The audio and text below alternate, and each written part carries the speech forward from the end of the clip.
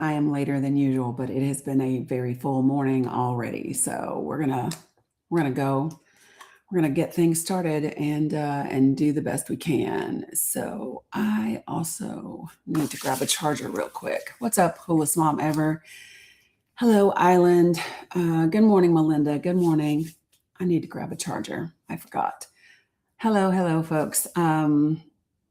Let's get this party started. I don't know if it's going to be a party, but there you go. Hey, Conchita. Hey, Lanny. What's up, MG Brock? Hello, David. What's up, Win Dixie? Hey, Kimiko. God, it went really fast just now. I saw Sue. I saw Katsmandu. What's up? Alaikum salam, Muhammad OS. Hey, Mahogany Lee. What's up, Hospice Nurse Shawnee, Sarah? Good to see you guys. Folks, if you are watching me anywhere other than TikTok, please make sure that you say hello so that I can greet you. I don't get to see when you join if you are not on TikTok. So what's up, Baby Mo? Hey, Bernard Fortune. Good morning, folks. Today is a very, very, very busy day for me. We have an important meeting this evening, and love that. Appreciate that. Hey, Maria. Hey, Melinda. What's up, Cheryl? Hey, Amy, Eric. Good to see you guys. Hey, Tech Lady. Listen, I need to tell the Danikins something. So Sandy's dad was put in the hospital, and I'm not sure if he's still there or not, but there are some things going on there. I'm going to share something in the Discord. Good morning, SYBAU. I'm going to share something in the Discord. Hey, Jeff. Hey, Jay Nice. And I would love for you guys to check it out after this. And then if you have the ability to support her and he's okay. He's okay, but there's a lot of stuff kind of going on. So if you have the ability to support Sandy, that would be amazing. Yes, she's probably not going to talk about it, Amy. That's why I'm going to talk about it, because Sandy's she's not gonna do it, but I'm gonna do it.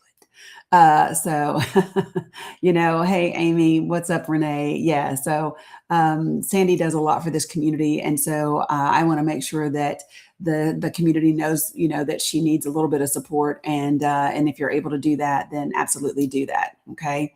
Hella, Raja. How are you?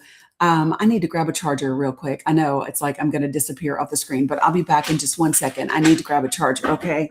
So give me one moment. Oh, wow. I need to pull this up real quick.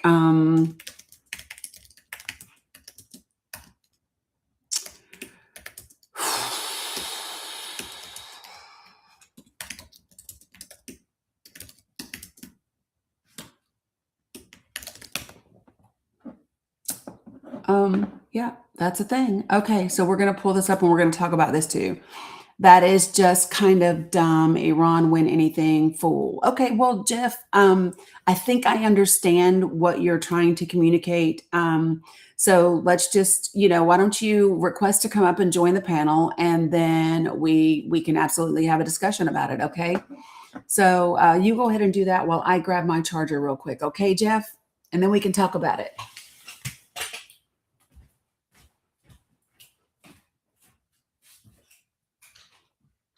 Well, that's not working, is it?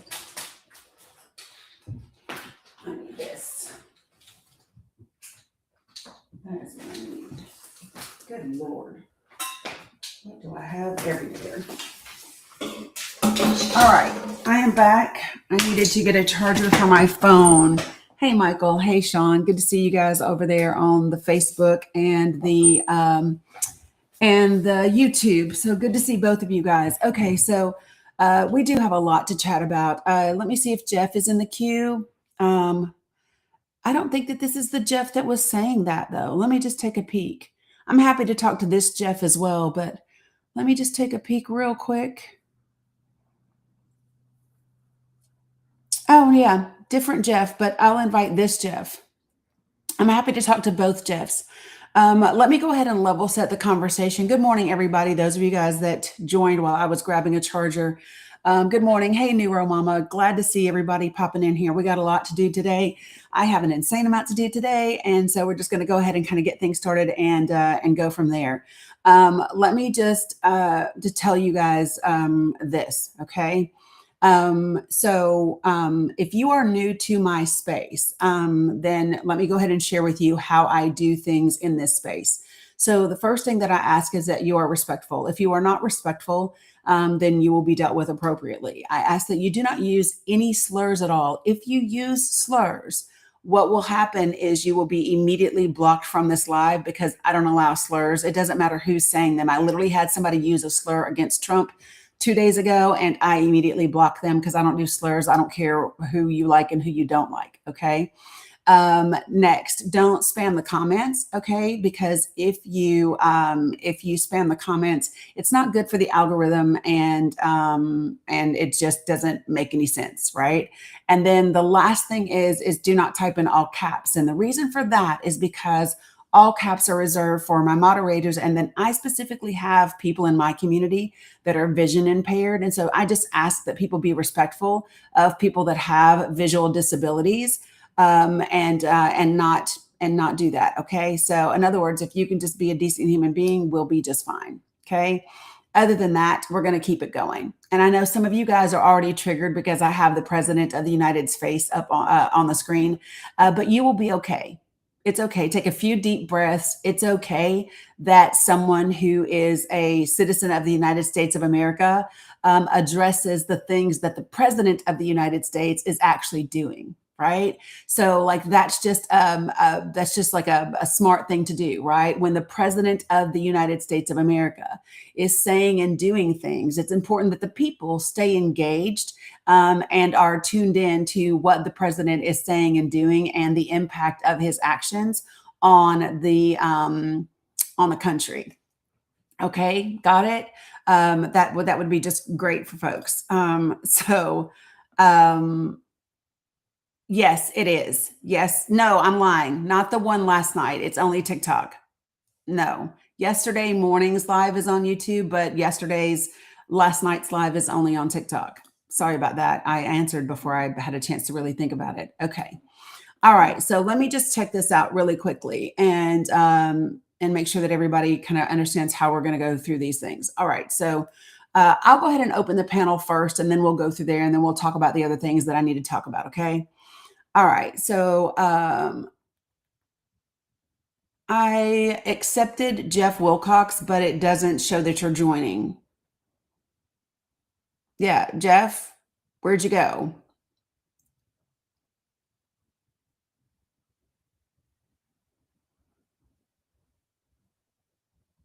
I don't see you. Okay.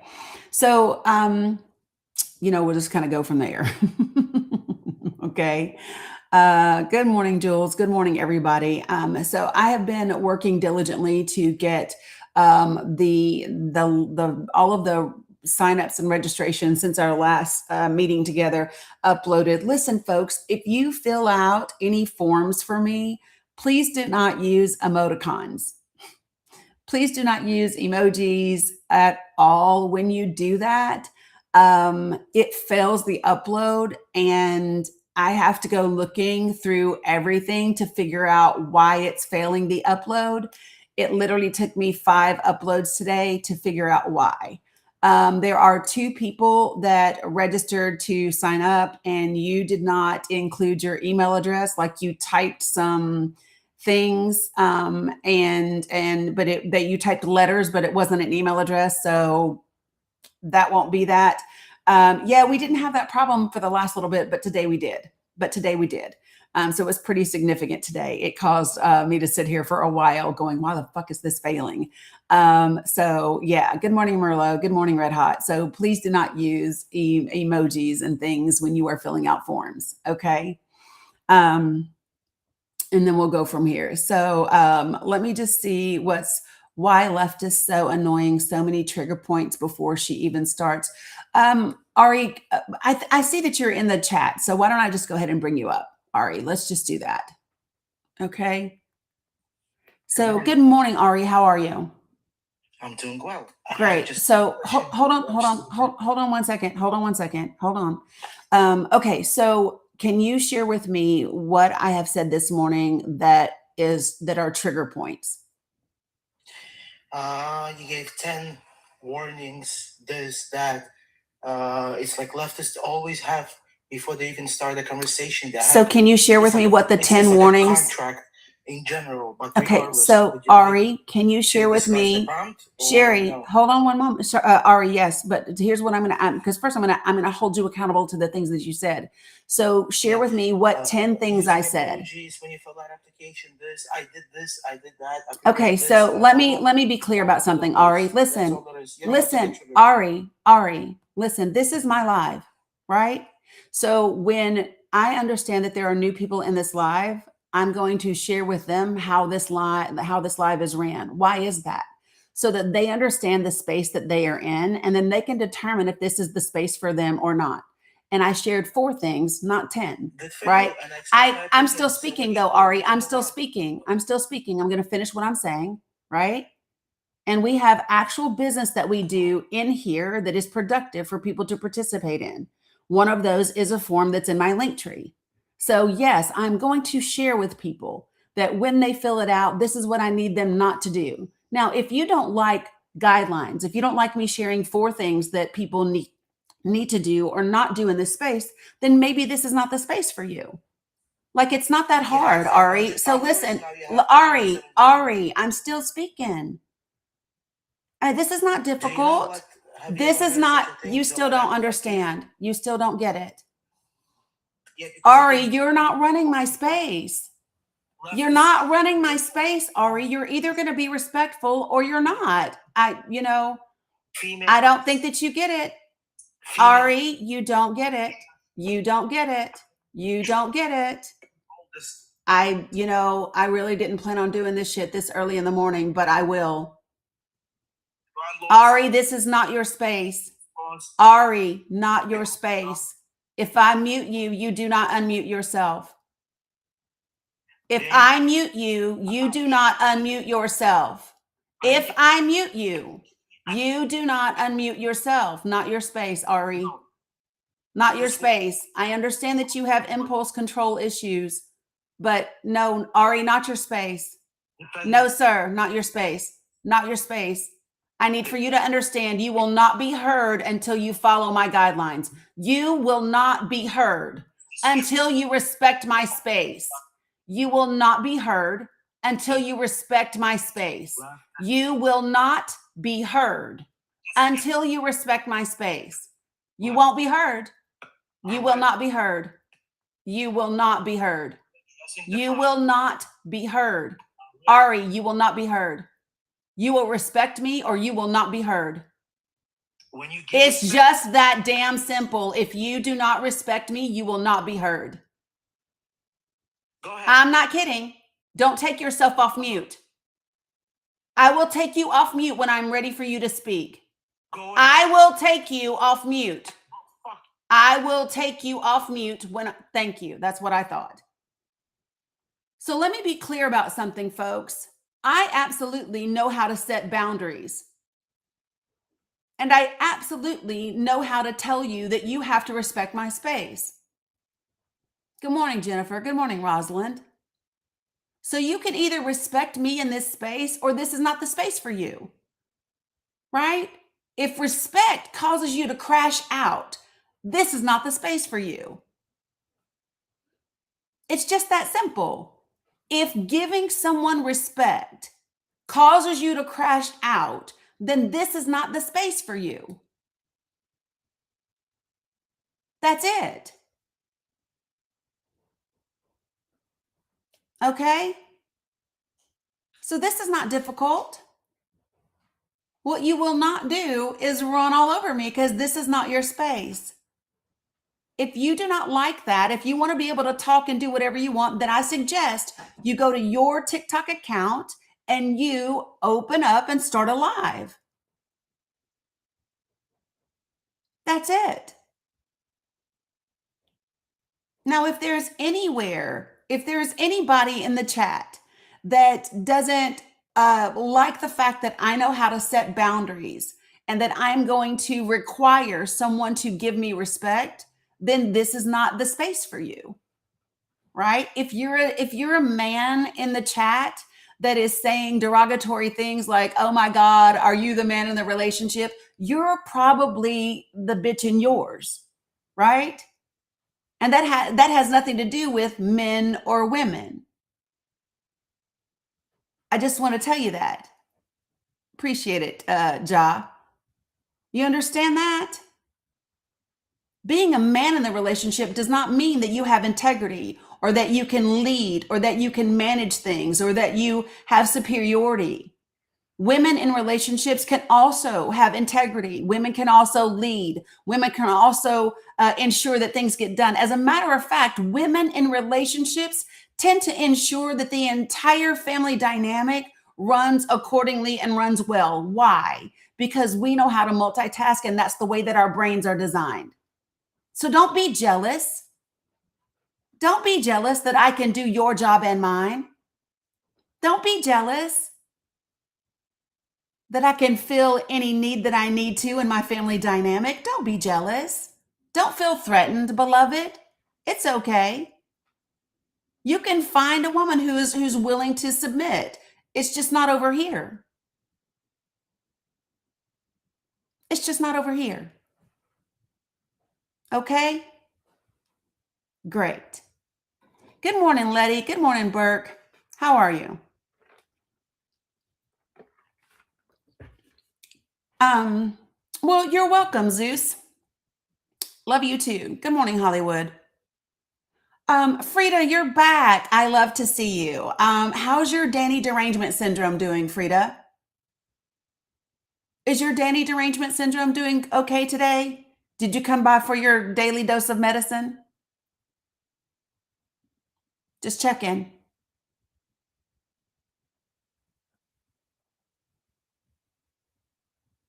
Okay. Good morning, everyone. How are you? Glad to see you today. Okay.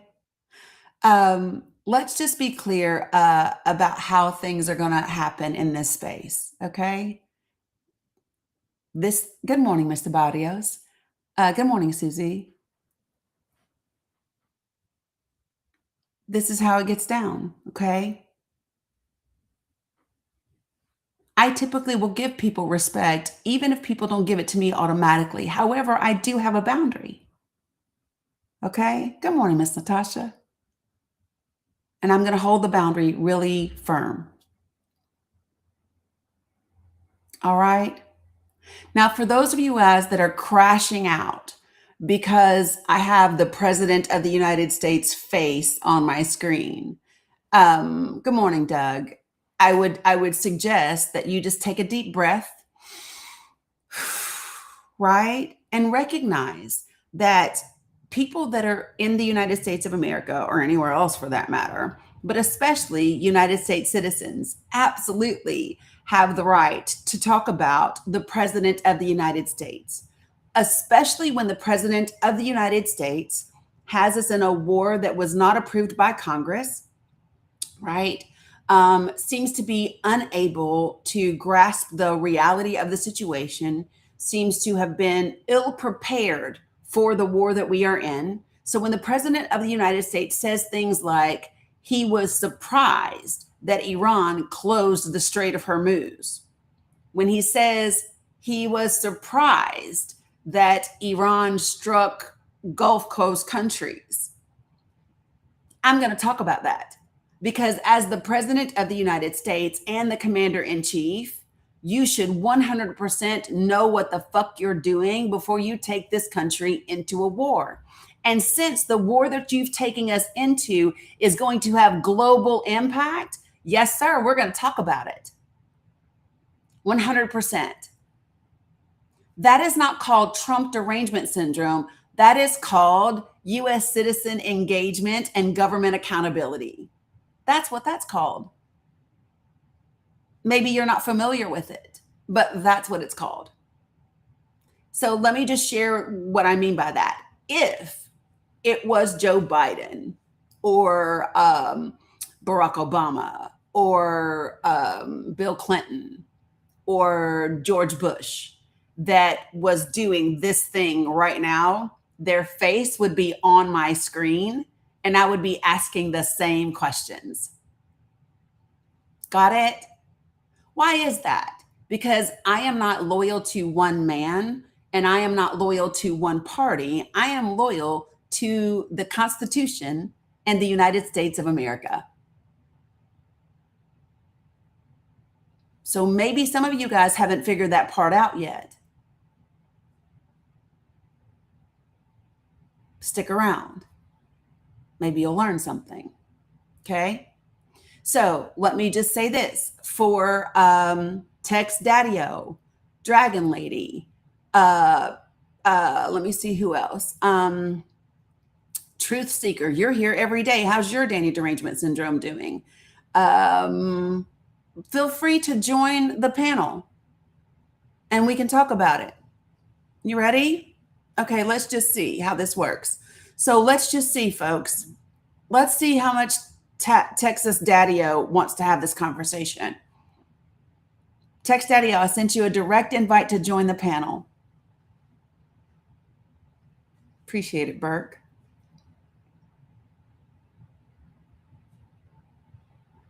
Adore, we don't have, impeachment means nothing if you can't remove. And we do not have the current votes in Congress to make that happen. Good morning, Tara Love. Truth Seeker, do you want to talk about Abrahamic religions? I just sent you an invite too. Dragon Lady, I sent you an invite too. Would you like to talk about the president? All of you guys are being very verbal in the comments. So I'm giving all of you all just like straight access to come to the panel.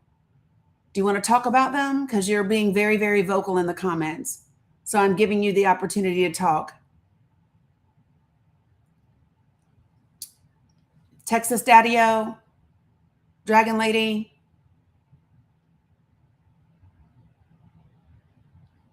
Good morning, Boricua. Baricua.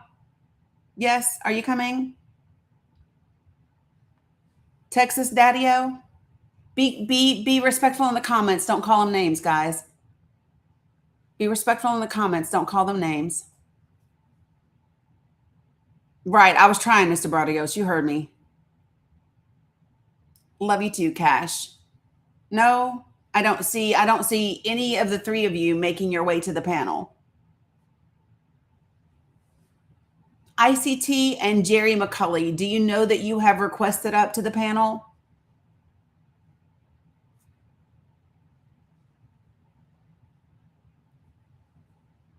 But that's because Truth Seeker has Dani derangement syndrome. That's why Truth Seeker is in my live every damn day, but don't like what I say. It's the weirdest thing ever.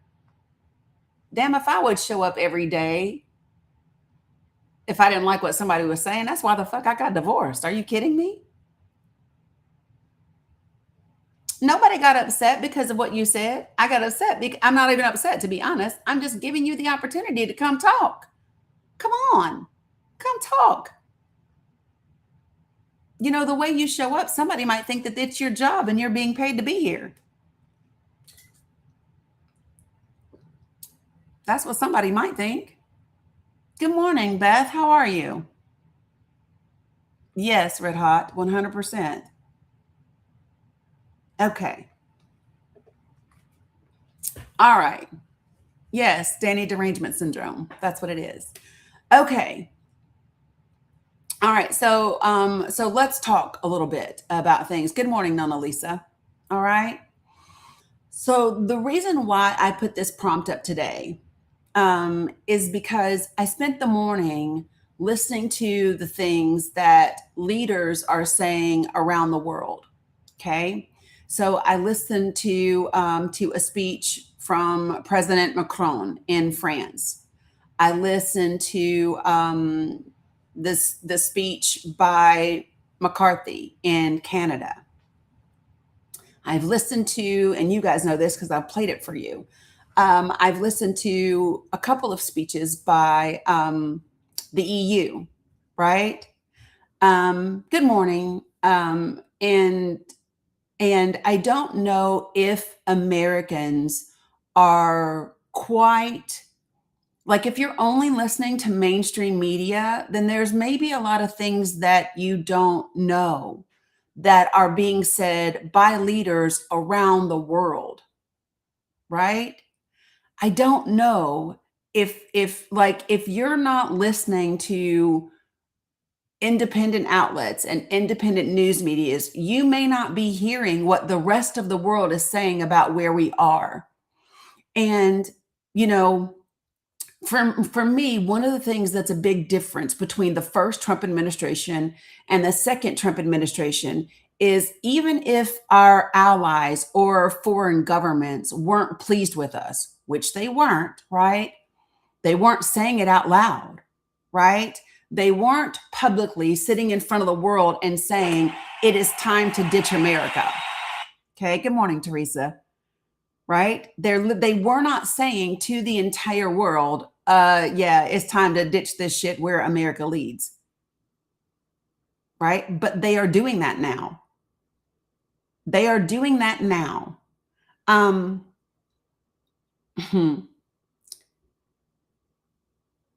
don't know that the president of the United States by other foreign presidents is being called unpredictable, unreliable, inaccurate. Good morning, Kelly. Does everyone understand the importance and the gravity of those words? When presidential leaders from other countries around the world are referring to our leader as unpredictable, unreliable, right?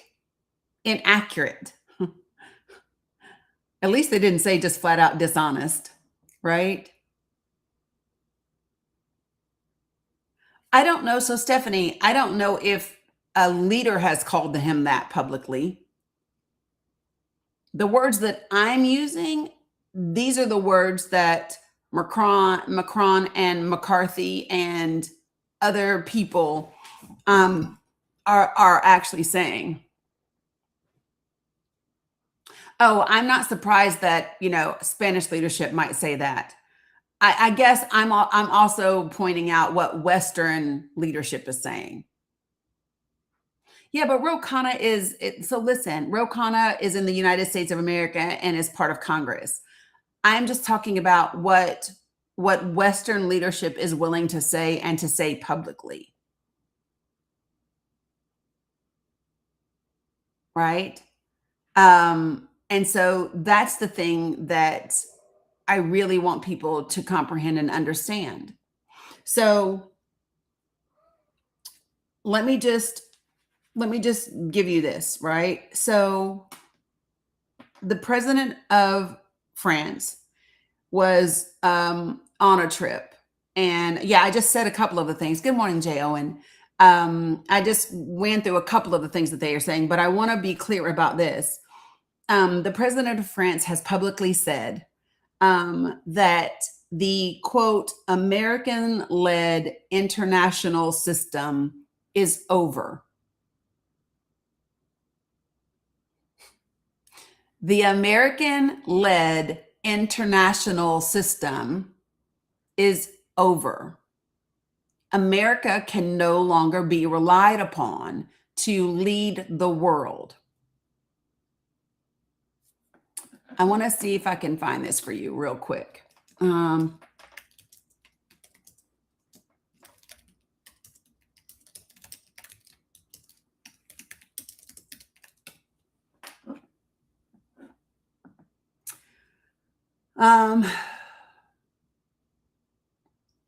Yeah, this is it. Let me see. You know me, I always try to find just the one part of the clip where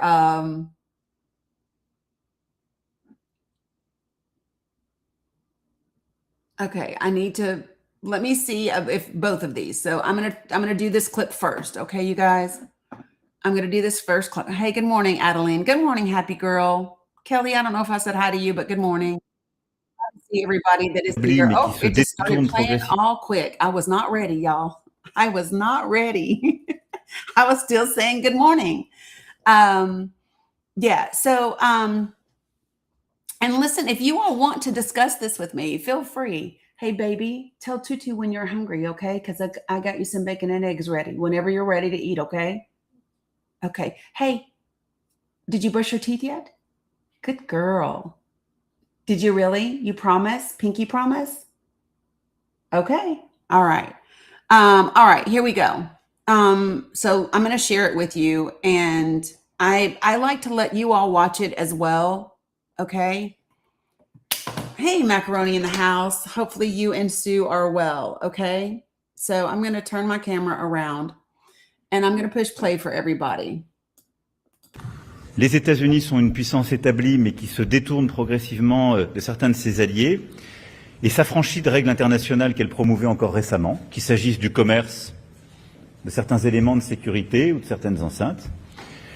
Et la Chine est une puissance toujours montante, qui doit faire le choix de partenariats diversifiés, mais qui témoigne d'une agressivité commerciale de plus en plus désinhibée, et surtout depuis la période de sortie Covid, et qui met à mal aujourd'hui l'économie européenne. Nous refusons le nouveau colonialisme et le nouvel impérialisme, mais nous refusons aussi la vassalisation et le défaitisme. Nous voulons être des partenaires forts, faire le maximum de ce qu'on peut, mais quand on s'engage, on est là. Ça a beaucoup de valeur pour notre diplomatie, pour nos entreprises, pour nos intérêts stratégiques, partout à travers le monde. Okay, so that's the one. And now let me get to the other one. Yeah, girl, I had to give you the captions because he's talking about, and he's saying everything in French. But hold on. There's another one. So let me pull up the other one. Da da da da da da da da. That one was just a minute long. Okay, so this one is let me see if this one is the full one. I hate this one. I can't find the, is this it? Hold on, y'all. Because he literally called China dominant while calling us, oh God, the whole speech is 22 minutes long, which you know I'm not going to do, right? You know I'm not doing the total 22 thing. Oh, here it is. Oh, please don't give me your interpretation, people. Hold on. Give me a second. Okay, so this one, he's speaking in English, and I'm gonna share this with you. Okay, so hold on.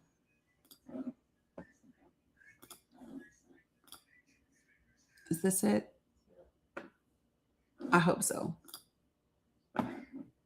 Yeah, it is. Oh, wait. I said, oh, wait. Ooh. Nope. This is the one I want.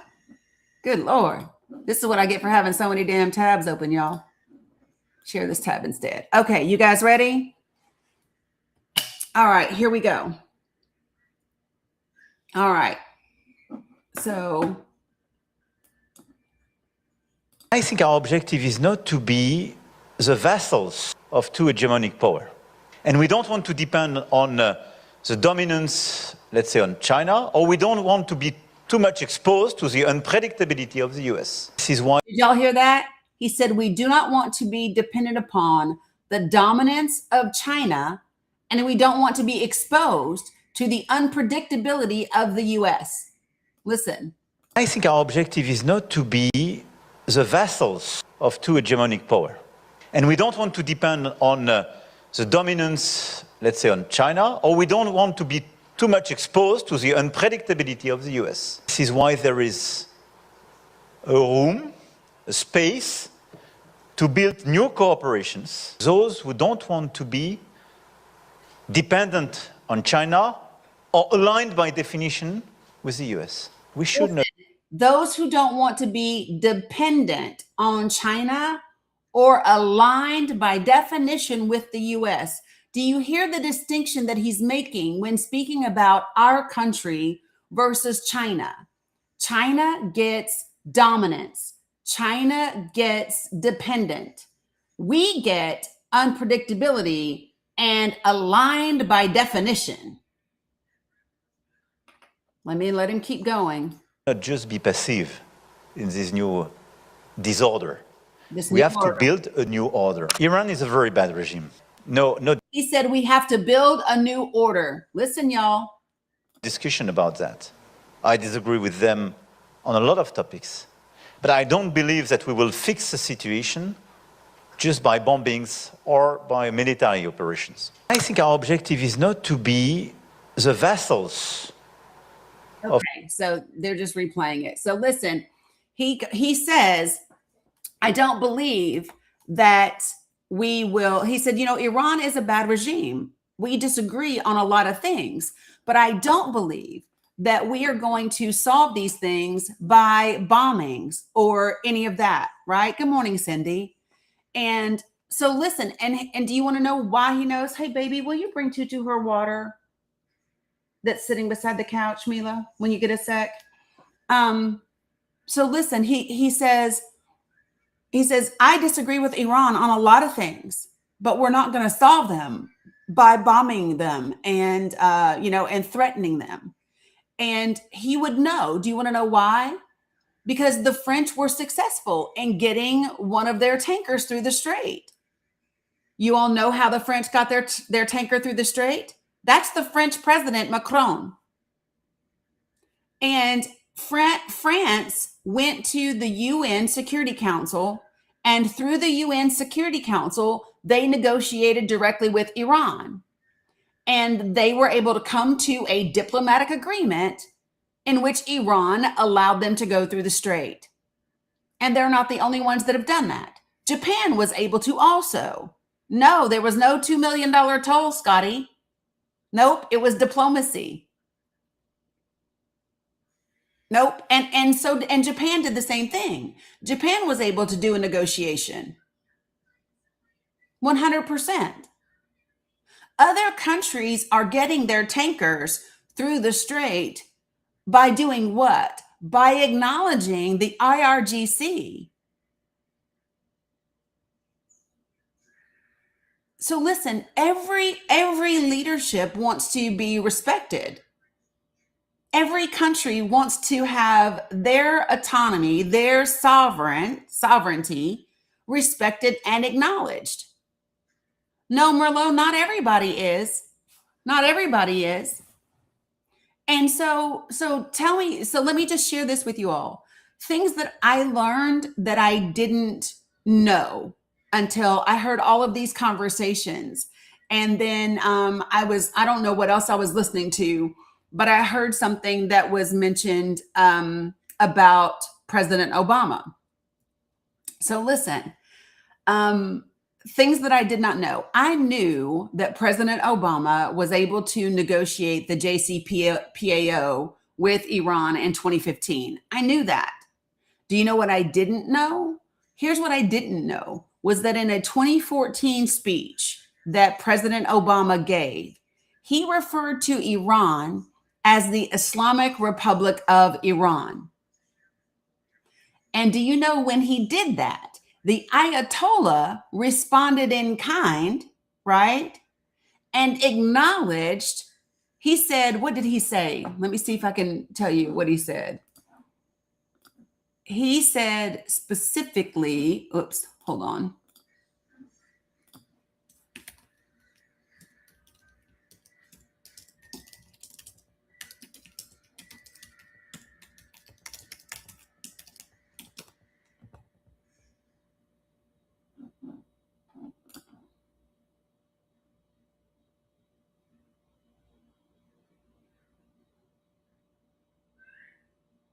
It was, oh my gosh, why can't I find it now?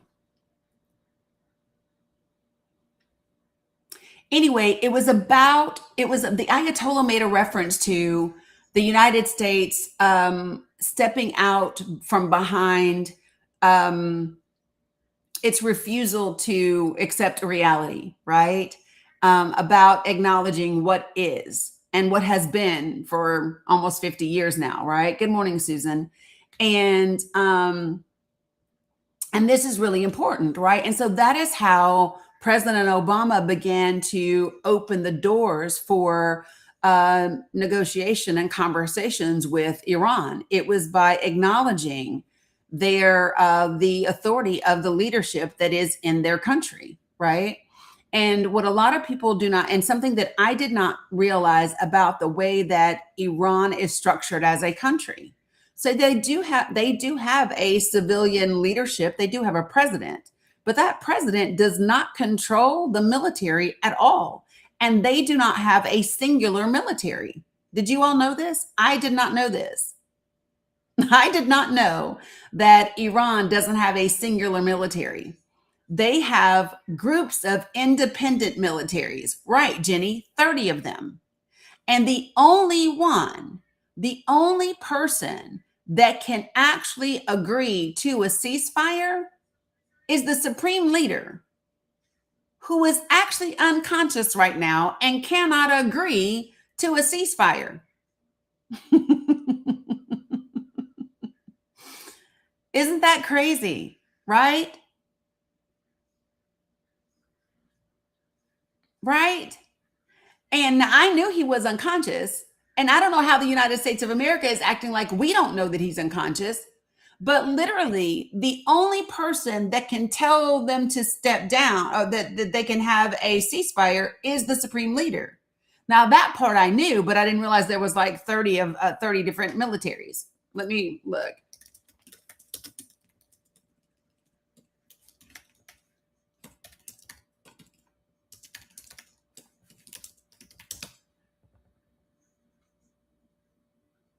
Okay.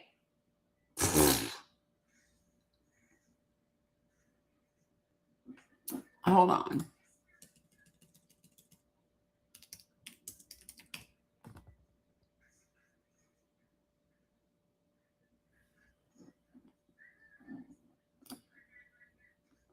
Yeah. So, hold on one second.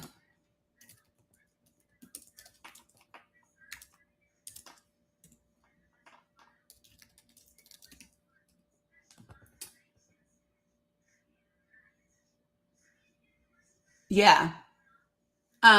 It's 31 provincial corps, right? So it gives each of Iran's 30 provinces a dedicated command structure. All right. Yeah, it's not, because literally this morning I spent you don't even want to know how much time trying to find emojis that people put into the spreadsheet in order to get it to upload. But it will be up as soon as I get out of here and I'm not live. And the reason why I also wanted to wait to send the email out was, they are funny, Amy, is because I wanted to give people time. If they wanted to register this morning, then they could do that now. And then I only have to send out one link. Okay. So that will be literally when I'm done being live this morning, today. Okay. So, but it's absolutely wild that, that we don't know how this is being done, right? When is the cutoff time then? When this live ends? Yep, Cam, that's the cutoff time. The cutoff time is when this live ends. That's how much time people have. Yes, because I am literally working my ass off right now. Y'all don't even want to know. My house was so clean at the beginning of this week, and now not so much. Figueroa, what they are referring to is, so I have launched an initiative called, no worries, called Project for the People, right? And Project for the People is just a citizen-led effort to be able to make some changes in the country, right? A lot of people are talking about how horrible Congress is, and where is Congress, and why isn't Congress doing anything, and what are we going to do about the state that we're in? And so, because there wasn't a solid directive for people, like this is how we go about accomplishing what we want, I kind of wrote one, and I got very detailed and very specific about how we can help people make this happen. Right. And so I have put together literally hundreds of graphics with information that is specific to all 50 states. So right now, you could give me a state and you could give me the congressional district, and I could look up how many people are projected to lose Medicaid. Right. It's a resource library, right? And because of the one big barbaric bill, right? I could give you that, and there's a graphic that you can share. There's also printable flyers for people. And and so this is a way. So this is my personal opinion. Okay. I believe that the reason, okay, Carla, the reason that progressives lost the 2024 election isn't because of MAGA, and it isn't because of the enormous respect or loyalty to Trump. And the reason I don't believe that is because only 77 million people voted for him. Almost like between 80 and 90 million people didn't even vote, right? So it's not that the majority of the people agree with what he says and does, it's that they didn't even vote. So we have to begin to have conversations in our communities and with the people around us that get people accurately informed with information that they can verify, open up lines of communication, and bridge the political divide. And it's not a right against left, Republican against Democrat. It's about what are the policies that are being implemented? How do those policies impact you? How are they impacting your local, people in your community and in your neighborhood, and what can we do about it? And so it's a really large database that I've done. So would it be helpful if I just gave you a quick look at the database? Because I can do that, right? I can do that really quickly. Good morning, Catbird. Why does Trumpy have 5 heads? Because that's about how many sides of his neck he talks about out of when we're talking about what the things that he says. He's got 5 different heads because that's how many sides of his neck he's talking out of whenever he tries to post on Truth Social or convince us of whatever he's saying now. That's why there's 5 different heads, because that's all the sides of his neck he talks out of. Good morning, Mark. Just saying. Mila, can you bring Tutu her water, please, baby? It's right there beside the couch. All right, so here we go. Let me show you just real quickly. And then we're going to keep going because I must be on the rainbow. What does that mean, TJ? What does that mean? I must be on the rainbow.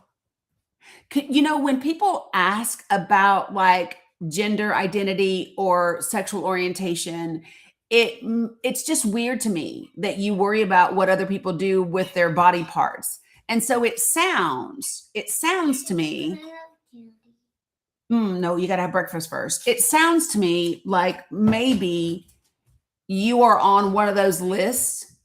I don't know if you know this or not, TJ, but there's a list, right? And it makes me wonder, like, well, okay, this will answer my question. Can you live beside schools or parks? Or do you have to turn your lights out on Halloween? Let me know. Because usually people that are concerned with what other people do with their body parts, they fall in one of those types of categories.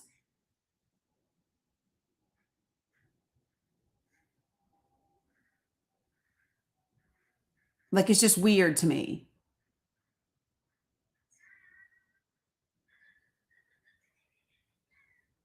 So I'm just wondering, are you on one of those lists or no? Okay. All right. So for folks, I don't get sidetracked, Bernard, ever. Okay. So let me just share with you all so that you all kind of know what I'm talking about. So Figueroa, you asked me about what you guys have time to join. So tonight I actually share with everybody how to use this database, and I'm going to share it with you guys over here as well. So you guys are going to get access to my Google Drive today, and these are the resources that that are available to you. So Figueroa, can you give me your state and then give me a congressional district to go with it?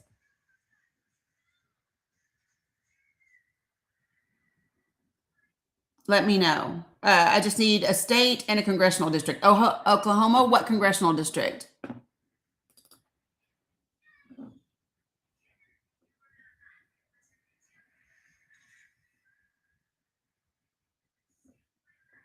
So what you all are looking at is graphics and a resource database for all 50 states in the United States of America. I have developed graphics for every congressional district in English and in Spanish. Nope, Jules, people get access tonight.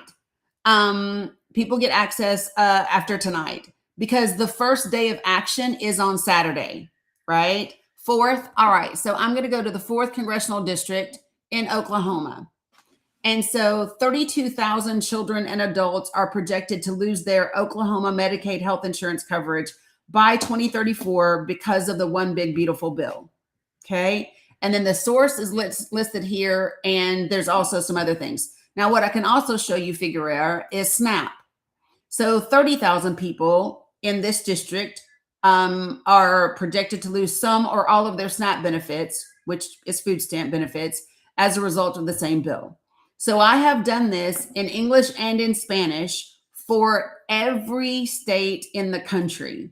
In addition to these digital resources that are available, I've also got, and they're not all uploaded yet, but I've also got printable flyers like this one that I did for Oklahoma, right? And so this is Oklahoma's Medicaid and SNAP. Now, Utah only has 4 districts. So I put all 4 districts for Utah on the same flyer, okay? And then if people want more information or if they want to become part of this community-led effort to inform our friends and our neighbors, they can scan this QR code and then sign up. All right. So you can sign up through my link tree. Iveen, you can go to the internet, right? And there is Find My Congressional District, and you can put in your state, and right here, not now. So see, you can go find your representative, and so that will help you do that. That's how you do it, okay? And that will tell you your congressional district. But so these are all the things that I have spent a lot of time over the last 2 months putting together for people, right?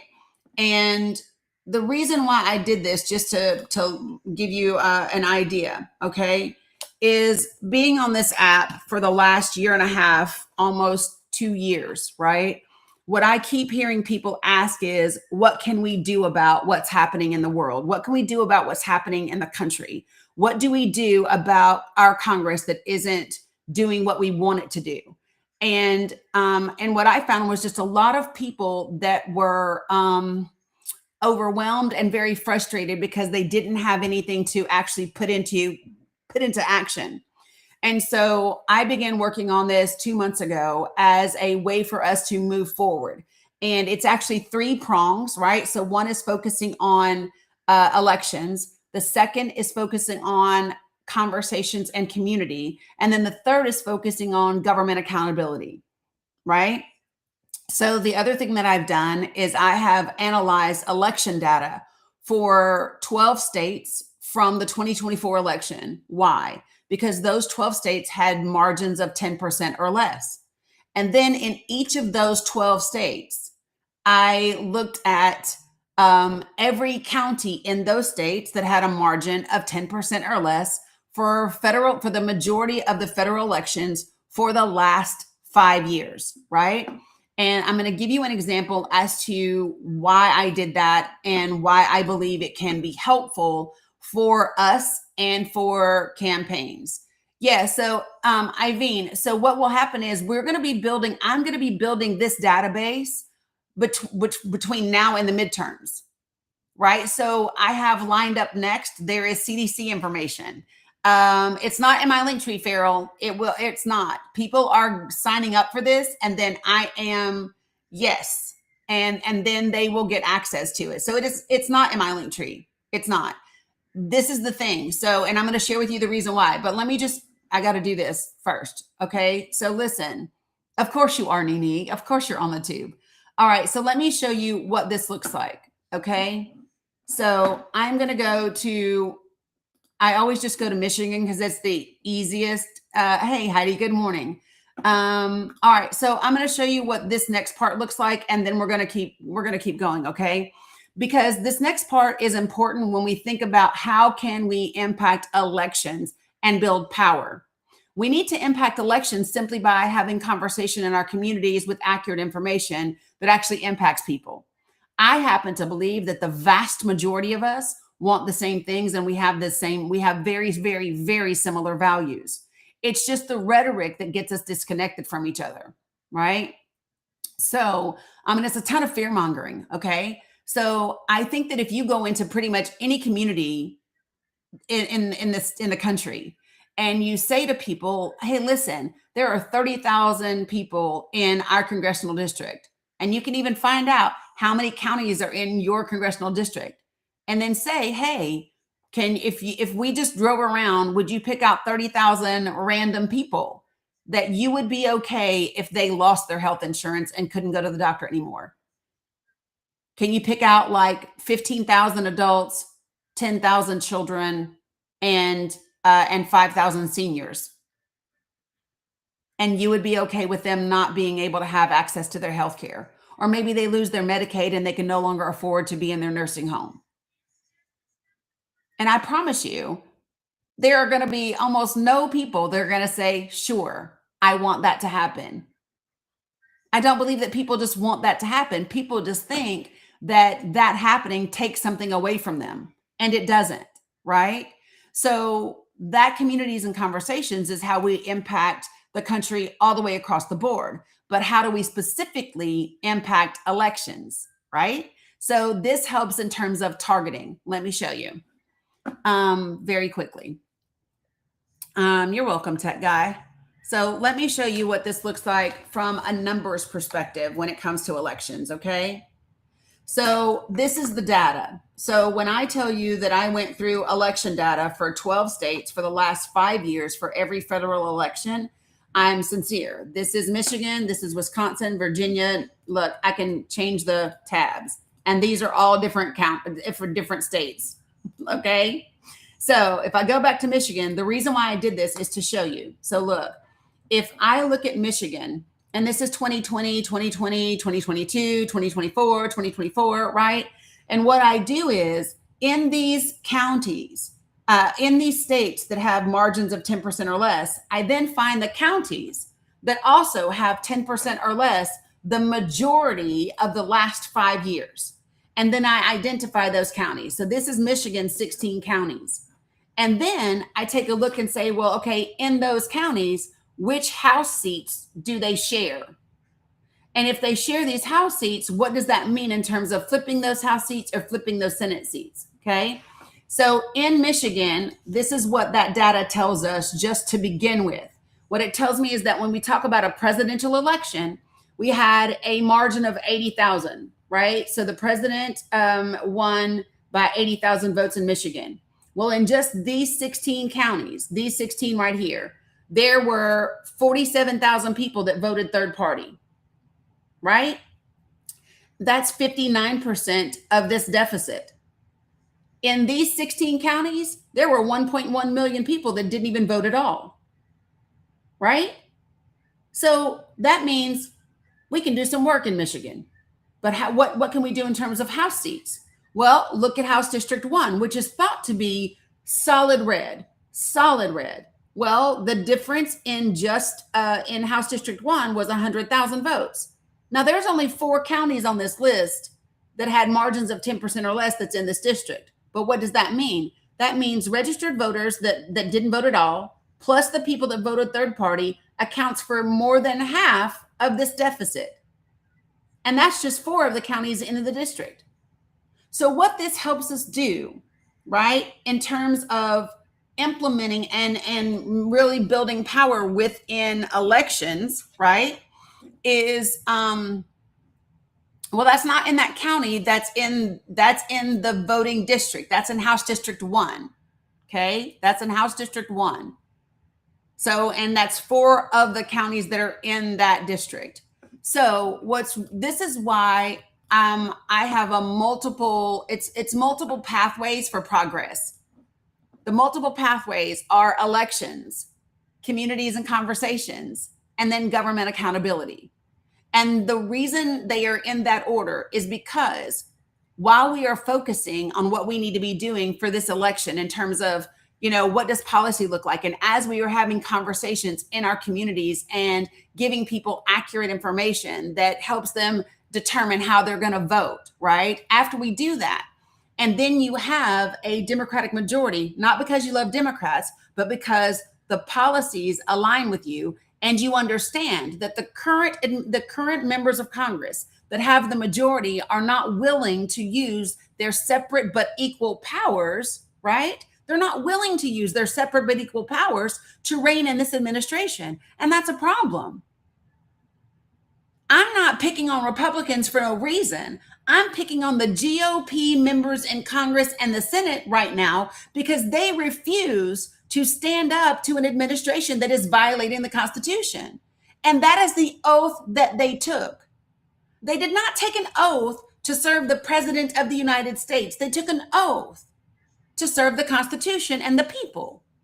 Right now, Congress should be back in session. They should have called everybody back to Congress the moment the President of the United States put out a damn post that said, I'm going to annihilate an entire civilization and take them back to the Stone Age. What the fuck is that? Whether you like him or not, because of the country, we should absolutely be concerned, right? This is not a popularity contest, folks. This is about the country. And right now, what we have happening is the middle powers in this country, the Canadas, the France, the Japan, right? Those folks are now beginning to have conversations and discussions, and they are now collaborating together. And when the middle powers all get together, their combined GDP is more than the United States of America. It's more than China. They are a force to be reckoned with. And then they have negotiating power based on the collaboration of the middle powers. And that's what you hear them talking about. You hear President Macron talking about it.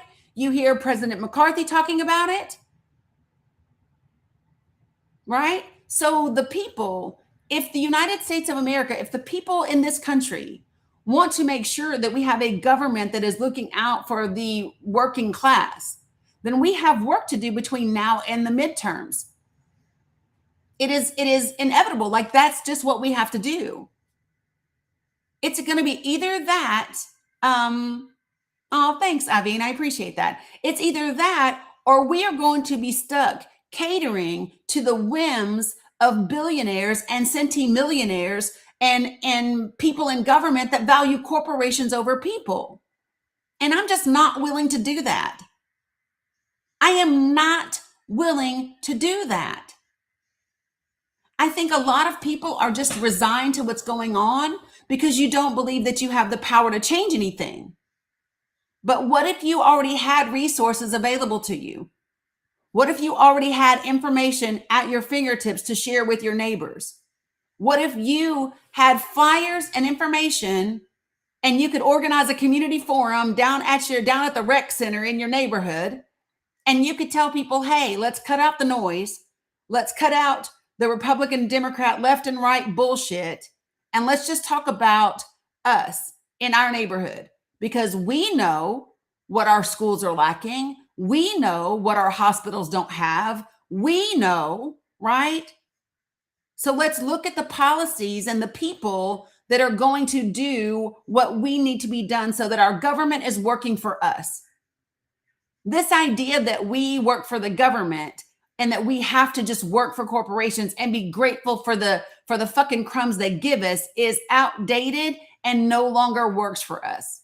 That worked in the 1940s and 50s when one person in your household could work and bring home enough money to pay the mortgage or the rent, to buy the house, to take care of the children, to feed everybody, to get your medications, to go to the hospital. But those days don't exist anymore. You do not work for a company for 30 years and get a fucking Rolex anymore.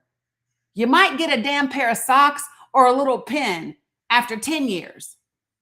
Corporations do not appreciate people. And here's what we know. They never do unless you make them appreciate you. There is a reason in the 1960s, people walked into GM and said, nope, we ain't going nowhere until you do something different.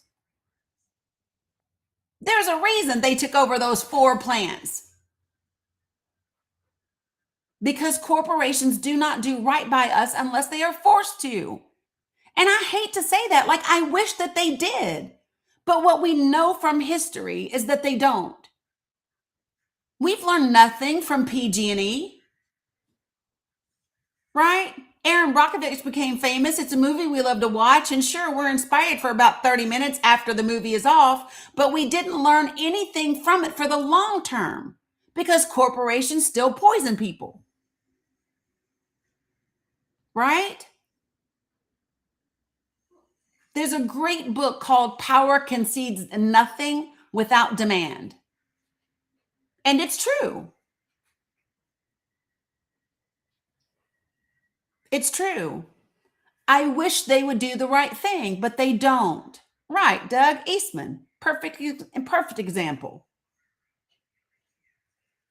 So I'm just saying, folks, this is why I have been willing to sit in the house when I would love to be out in the sun and walking barefoot through the park to make, I haven't even counted the graphics. I know for one state I did 104 twice because I needed to do them in English and then in Spanish. Right? Yeah, I know too. It's a lot. But there's a reason. There's a reason I'm doing these things is because I believe in people. I do. I believe in people. And the reason I still believe in people is because at the end of the day, and we've all seen these little videos come across our timeline, right? Have you ever seen the videos where all of a sudden there's a car wreck and people are trapped in the car and everybody gets out and they're running over to pull the people out? Nobody stops and says, well, who did you vote for? Are you a Democrat or are you a Republican? Are you a libertarian? Do you support universal health care? Nobody asks that question. They just get out the cars and they run to save a human being. You're welcome, Liza. You know what I'm saying? So that's what I believe and know about people. That's what's in there. And that is in all of us. It's just buried beneath a lot of fear and a lot of trauma. Nobody asks, who's your partner? Are you a rainbow member? Nobody asks, do you have an Abrahamic religion?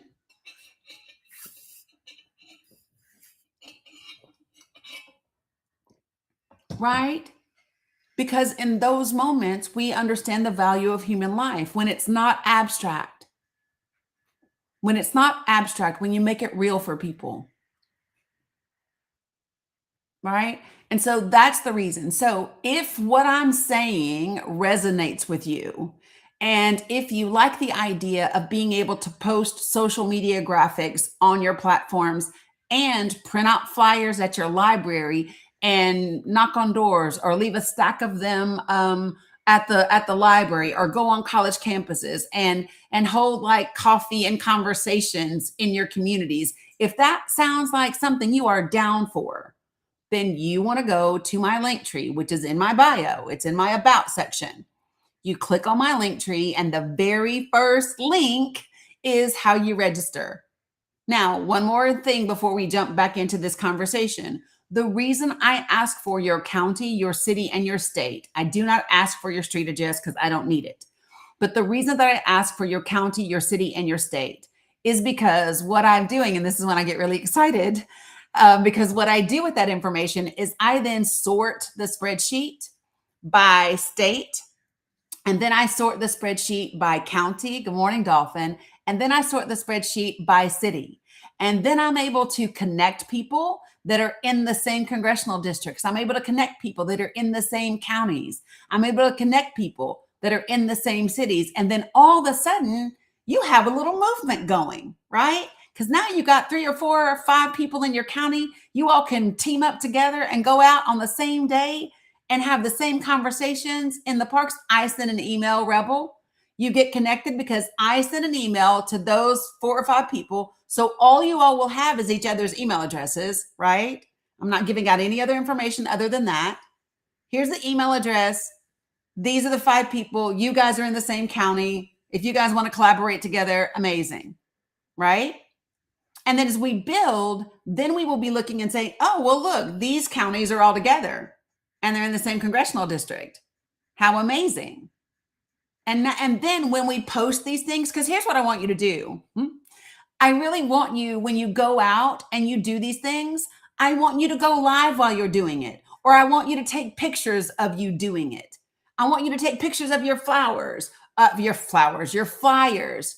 Shits and giggles, you just go to my link tree and it's the very first link in my link tree. Good morning, Mom, right? And then when you post the pictures of you being out in your community, then when you share what you are doing in your community, you used 2 hashtags. You ready? 2 hashtags. The first hashtag is Project for the People. The second hashtag is Making America Truly Great. Got it? Hashtag Project for the People, hashtag Making America Truly Great. And that's what the project is about. So tonight we meet at 6 p.m. Eastern Standard Time. I will send out an email shortly after this live is over. And if you are registered in that link, hell no, Ja. If you are registered, you will get an email from me to attend. Now, let me also say this. Sometimes the emails go to spam, right? So make sure that you check your spam or your promotions folder if you have those, right? Make sure that you do that. And then if all else fails and you are having trouble, right? Hey, Farah, then go to the Discord. My Discord is also in my link tree. It's at the very top where there's an icon that looks like a game controller. And get into my Discord. I would recommend that you do that now. Either now or after this live, get into the Discord, because once you get in, there is a process you have to follow so we can keep the trolls out, right? But I recommend that you do that, because if people are having trouble getting the link or finding the email, I will post the Google Meet link in the Discord. Okay? So before I move on, does anybody have any questions about, good Lord, there's a whole lot of people up in here. Okay. I didn't realize there was this many people in the queue. Guys, when I bring you up to the queue, do me a favor and put yourself on mute until I can get to you. Okay. Put yourself on mute until I can get to you. Okay. Thank you. Thank you. Oh, I don't know what I just clicked.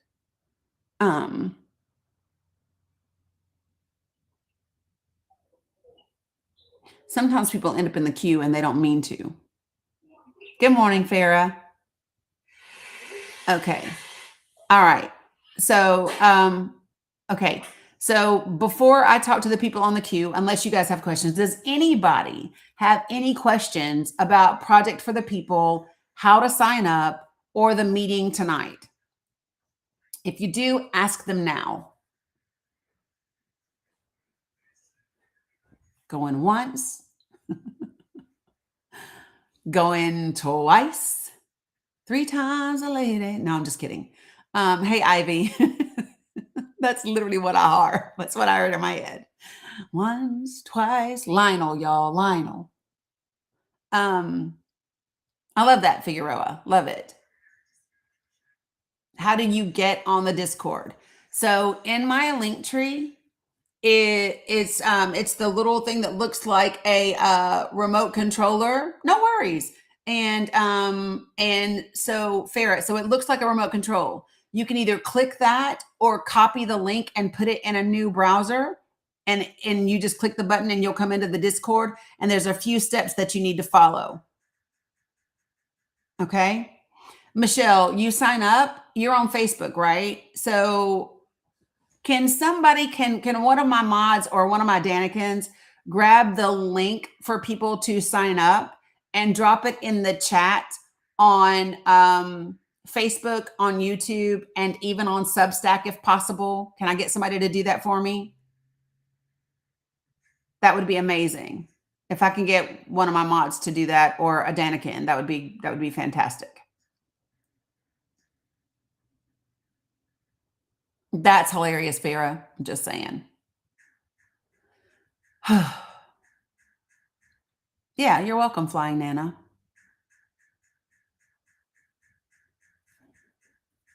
Okay, so Letty, if you are having trouble in Discord, you can reach out to Sandy or Cam and they can help you.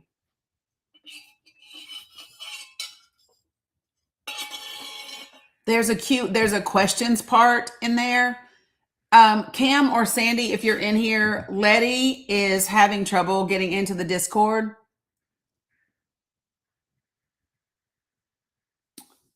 Yeah, it has when I drop them in there. Give me a second, y'all. Give me one moment.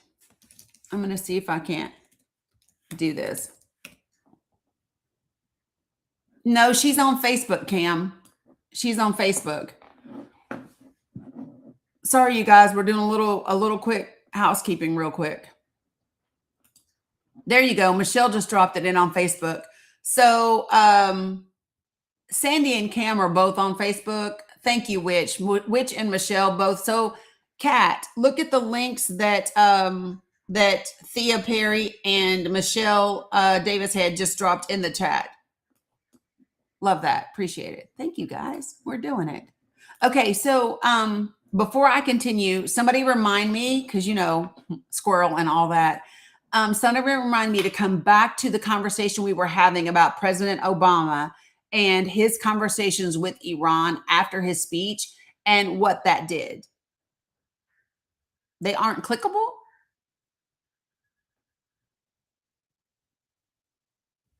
They usually are. Let me just see. Not me going over here going, let me just see. Not that I don't trust you, Kat. I'm just like, Facebook be doing wild stuff. You might be able to click them afterwards. Here's what I'm going to do very quickly. Just hold on, y'all. I got to be as helpful as I can. For those who are asking, here's the link to join Project for the People. And there you go. Now, it is a post literally on my Facebook page. Okay? I'm going to make it as easy as I can for you. Okay? There you go. Well, here it goes. All right. All done. So there you go, Kat. Okay. So remind me to go back to Obama. I'm going to go up the line. James, welcome back. Glad to see you, friend. James just found us yesterday and he came back again. So Letty, Cam messaged you on Facebook. So just check your Facebook messengers and Cam will help you get into Discord. Yeah, baby. No, let's get your breakfast. And remember, I told you I have your breakfast ready. You don't want eggs and bacon? I do. Right. Right. What, baby? Okay, well, first eggs and bacon, then you can have snack. Unless you want a granola bar or yogurt. You can have a granola bar or you can have yogurt or the eggs and bacon. Which one? Like the eggs and bacon. Come here, because I can't hear you. She said thank you, Cam, so she'll message you back. Are cheese in those eggs? When I make them, yes. Always. That's the only way you make them. Yes, baby. I know that's right. Okay, you can have a granola bar, babe. She'll come back to the eggs and bacon later. 100%. 100%. That's the way she does. All right. Yeah, no worries, Kat. All right. Good morning, Mr. James. What you got for me this morning? Listen, I was disappointed that the ceasefire didn't stop, but you know you had me studying, right? I've been looking at all kind of maps, and I needed to come to you because now you're gonna put me back in school. Oh, that's the funny. West Banks and the other one, Gaza. They're separated Because Israel took all of the land. And so remember when we talked about the Nakba? Yeah. Okay, so when the Nakba happened and they displaced hundreds of thousands of Palestinians, and since then they run them out of their communities and their neighborhoods, and so they designated that those are the only two places that Palestinians can be in the entire state of Palestine. They are relegated to the West Bank and to Gaza. And in the West Bank, and especially in Gaza, they're not even allowed to roam freely. So like Gaza has 5 towers, and there's a huge 8-foot wall built around Gaza. So Israel determines if anybody can leave Gaza or enter Gaza, and they are armed. They have armed guards at the top. It's like an open air prison, if you will. And so that's what exists in Gaza, even though all of that land is actually Palestine's. It's incredible. I couldn't believe it. I was thinking, in my mind, there was a border, and Israel was on one side, and the Palestinians was on the other. Then when I put up these maps, I see Israel running straight down the center, and West Bank's on one side, and Gaza on the other. And Gaza is so small, and Israel just took up this, like you said, they took up the whole house. Yeah. And now they're having this war with WOR with Lebanon is on the other end, and they're trying to affect it too. Yes. I think this is obscene. Yeah. I don't even know how you create a state for the Palestinians unless you somehow cut out some of that I state. Yeah. And put those two things together. Yeah. It should not be separated like that. Right. So what would happen is when they say, so remember yesterday when I played the clip for from the foreign minister for Jordan, and he said that the Arab and Muslim nations were willing to guarantee the security of Israel as long as they were willing to remove themselves from occupied Palestine and go back to there was an original drawing. So in 1967, there was originally something that was cut out and designated by the UN as the land for Israel. But Israel has far exceeded that. They have violated what was agreed upon and continue to take Palestinian land. And so that's why the Arab and Muslim nations have said you would have to get out of occupied Palestine, right? And get your ass back where you're supposed to be. And then we would be okay. So yeah. That's alarming. I mean, it makes it even worse. I felt some kind of way. That's what how we supported them. But I even feel worse now because it's just, when you can't see something that is clearly wrong, it creates a different type of passion in me. Yes. Because I think you're trying to play me. Right. You know what I'm saying? Uh-huh. But you want this, you know, you got this pie like you use, and you telling me I got to be happy with this sliver, Yes. but you gonna eat the rest of it. Yes. And so, in essence, they got all this space, but somehow they want the Palestinians to be happy with this small, and on the map it was literally trumped Yes. by the place. And then you going Good morning, over Thomas. in Lebanon trying to extend yourself. Yeah, so I will show you, and there are lots of different maps out there, and I'm laughing at B Action because I literally had already pulled it up before you said showing the map. I had just pulled it up when he was talking. So there's several maps out there to show people, but this is the changes in Palestine in terms of land over the years from 1947 to present, right? So this is what it looks like when we talk about how much land, and I'm going to open just a couple of them, how much land Israel has taken. Right? And here's another one to give you an idea.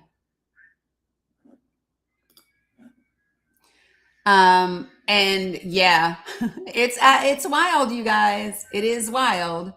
But this will give you an actual visual to be able to really and truly understand how much they have taken that doesn't belong to them. And the other thing that people need to understand is that this is not just, they've taken their land. It's an apartheid state. So they've taken the land, but then they also control every aspect of the land.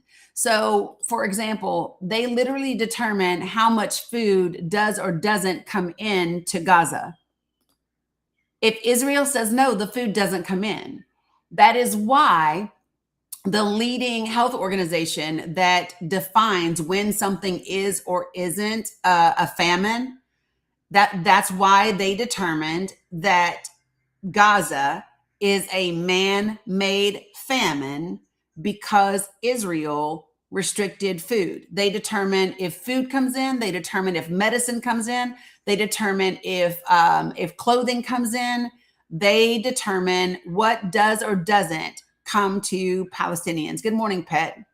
So even that small coastal area, they can't get ships to come into that. No, they own the shore. So Israel. So to give you an idea, they have literally had Palestinians out on fishing boats that have been targeted by the IDF.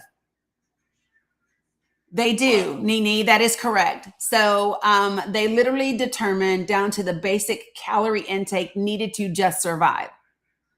So one of the folks that I had on my panel, his name is Abu Malik. He has several children.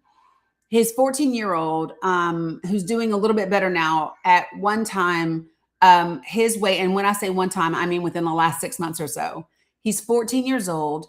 He weighed 44 pounds. Oh, God. He has a condition called wasting, and wasting is an extreme form of malnutrition. And so like in January, he had suffered some fractures and things like that. So these are real things that are happening. And it's important for people to know that this whole like controlling the food and controlling the medicine and controlling down to the calorie, that existed before October 7th. I heard that ringtone. But yeah, so it's important that people understand that those mechanisms, they existed before October 7th. Yeah. It's unbelievable. I mean, I just appreciate the education I'm getting because it's given me a foundation to understand why I'm angry with the I country and why we're gonna have to do something drastic for it to make any difference.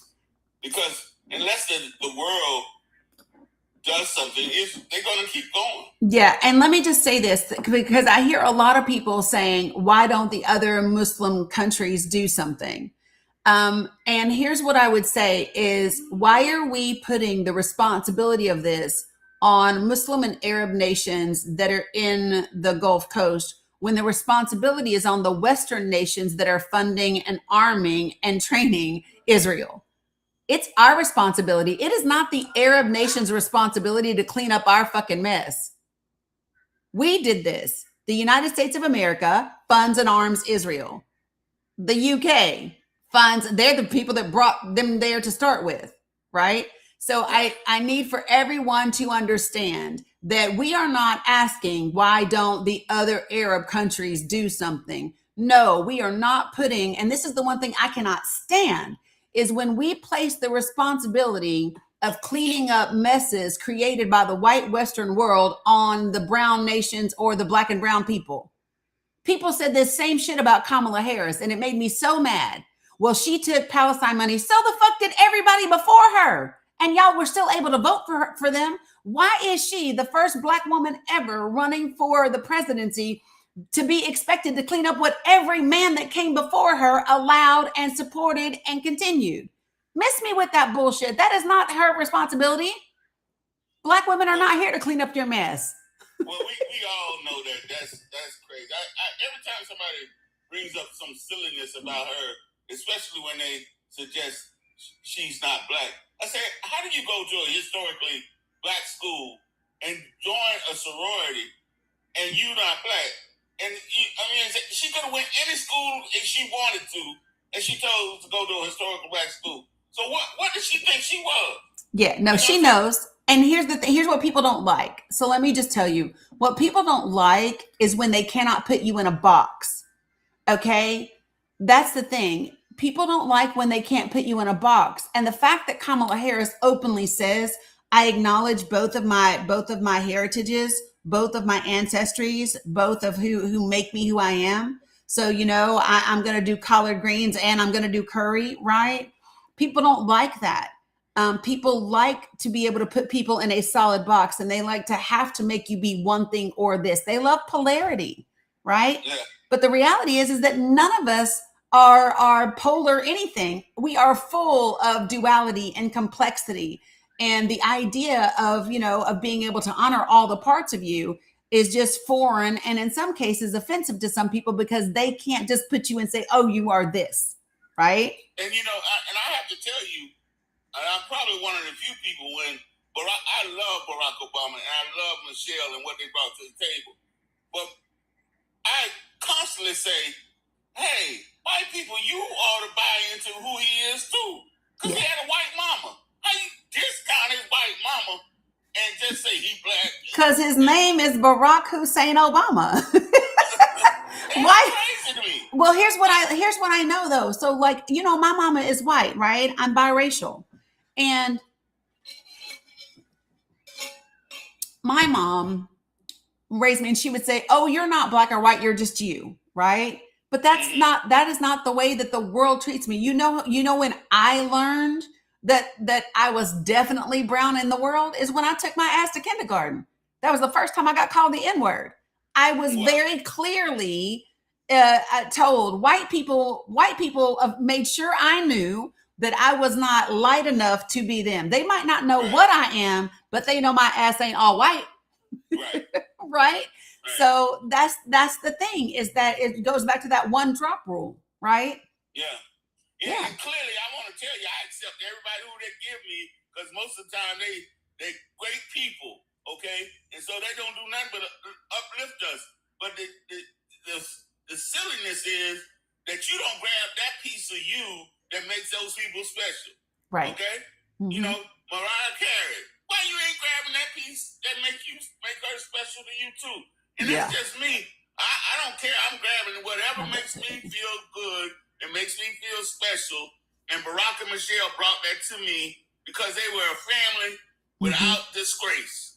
Yeah. They went those They 8 couldn't. years without disgrace. Listen, they had to. And I don't know how many of you all know this. I learned this from Michelle Obama. Do you all know that when you are president of the United States, you don't have to pay for your house and you don't have to pay for the staff. But do you know that you have to pay for your food in the White House when you're the president? I heard that. And you're the president's family? Do you know if they went on a trip, and let's just say that Michelle and the girls were going to go on her plane, they had to pay for the girls to go on her plane. I did know that. Huh? Yep. I heard Michelle Obama talking about this, and she said that was one of the things that she was concerned about when Barack Obama was going to run for office, is because the 2 years prior to being in office, you're not working because you're running for office, right? Right. And so right. she was like, I wonder about the economic factor of it all. Where are we gonna be able to do this, right? Well, so like, no, every first lady has their plane. Every first lady has their plane. But the thing is that you pay for the children to ride on the plane if there are children. If you bring anybody with you, and you pay for your meals. Your mother. Yeah, your mother. Yeah. You bring your mama over to eat, you pay for your food. Yeah, you sure do. You just don't pay for your housing, and you don't pay the staff. Yeah. Yep, you don't pay the staff and you don't pay the utilities, but you pay for your food, and you pay if you guys are going on a trip and the girls are coming, they are paying for the girls. Well, we know that they got mad at him because he took Michelle on a night date and went to New York. So yeah. Yeah, but they ain't got nothing to say that they boys flying down to Miami every other weekend. Yeah. Every weekend to play golf, and we had to pay for the people to be in his hotels. If it was my hotels, my people would stay for free. Yep. Now, why does the government have to pay for them to stay in those hotels? Because that's how he makes money. He did it his first administration. My mama said, hell, they wasn't sure what your mama was. My mama's crazy. But yeah, so it's a lot. I do want to share this with you. For those of you all who do not know, I'm going to run through something because a lot of people have in their minds that this thing with Israel and Palestine started October 7th, or it only ramped up October 7th, right? And I want to go back and touch on that real quick.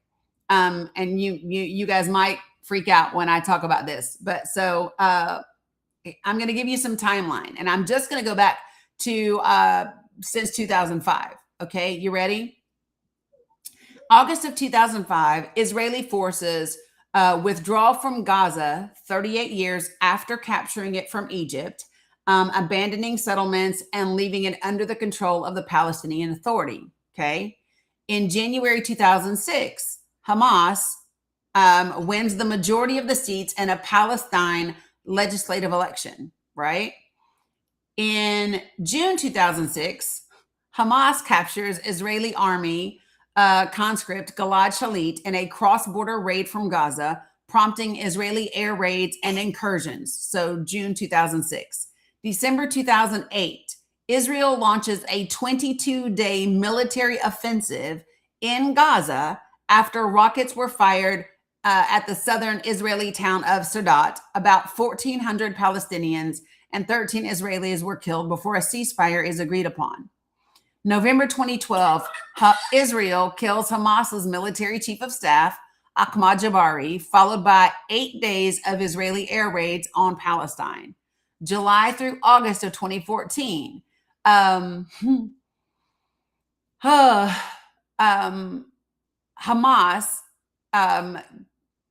kidnaps and unalives 3 Israeli teenagers. And then there's a 7-day war in which 2,100 Palestinians are killed in Gaza, along with 73 Israelis, including 67 soldiers, right?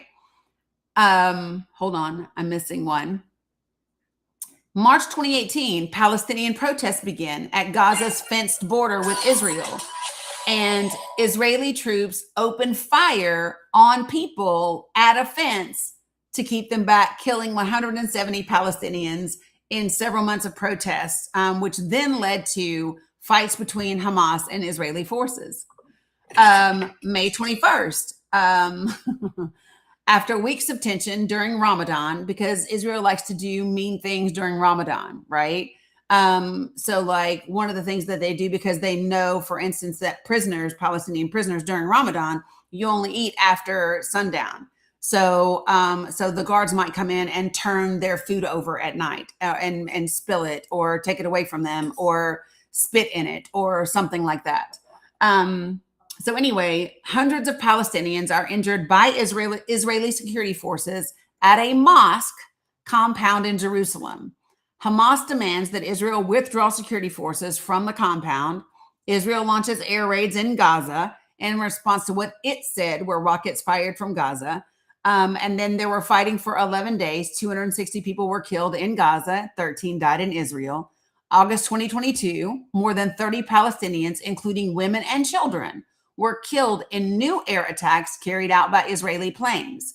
Palestinian Islamic Jihad, whose 2 commanders were killed in the airstrike, fires dozens of rockets into Israel as a response. Let me see. Does that go all the way through? Okay, it stops at 2022, probably because that's when this article was done. Yeah. And so it's absolutely wild that people, yeah, I know that Benjamin Netanyahu financed Hamas. So a lot of, and that's important to interject here. So when you see Hamas doing some of these attacks, I need you to also understand that that is because the Palestinian Authority was running the West Bank. And the Palestinian Authority is, they pretty much do whatever Israel says or the U.S. Like they just aren't like, they're not Hamas, where Hamas is just for the people. And so because of that, it was going to be like, the Palestinian Authority is like the eyes of Israel. Thank you, Shantae. And so because of that, it could be recognized that if the Palestinian Authority could handle Palestine, then maybe Palestine could become its own state. And Benjamin Netanyahu did not want that. So therefore, he funded and armed Hamas. So there you go. And that's a known fact. Just type in BB funded Hamas and they'll just bring up all kind of shit. Let me ask you, when Arafat was there, was it this, they've taken more of the land since Arafat is gone? So let me see. Give me 1 second.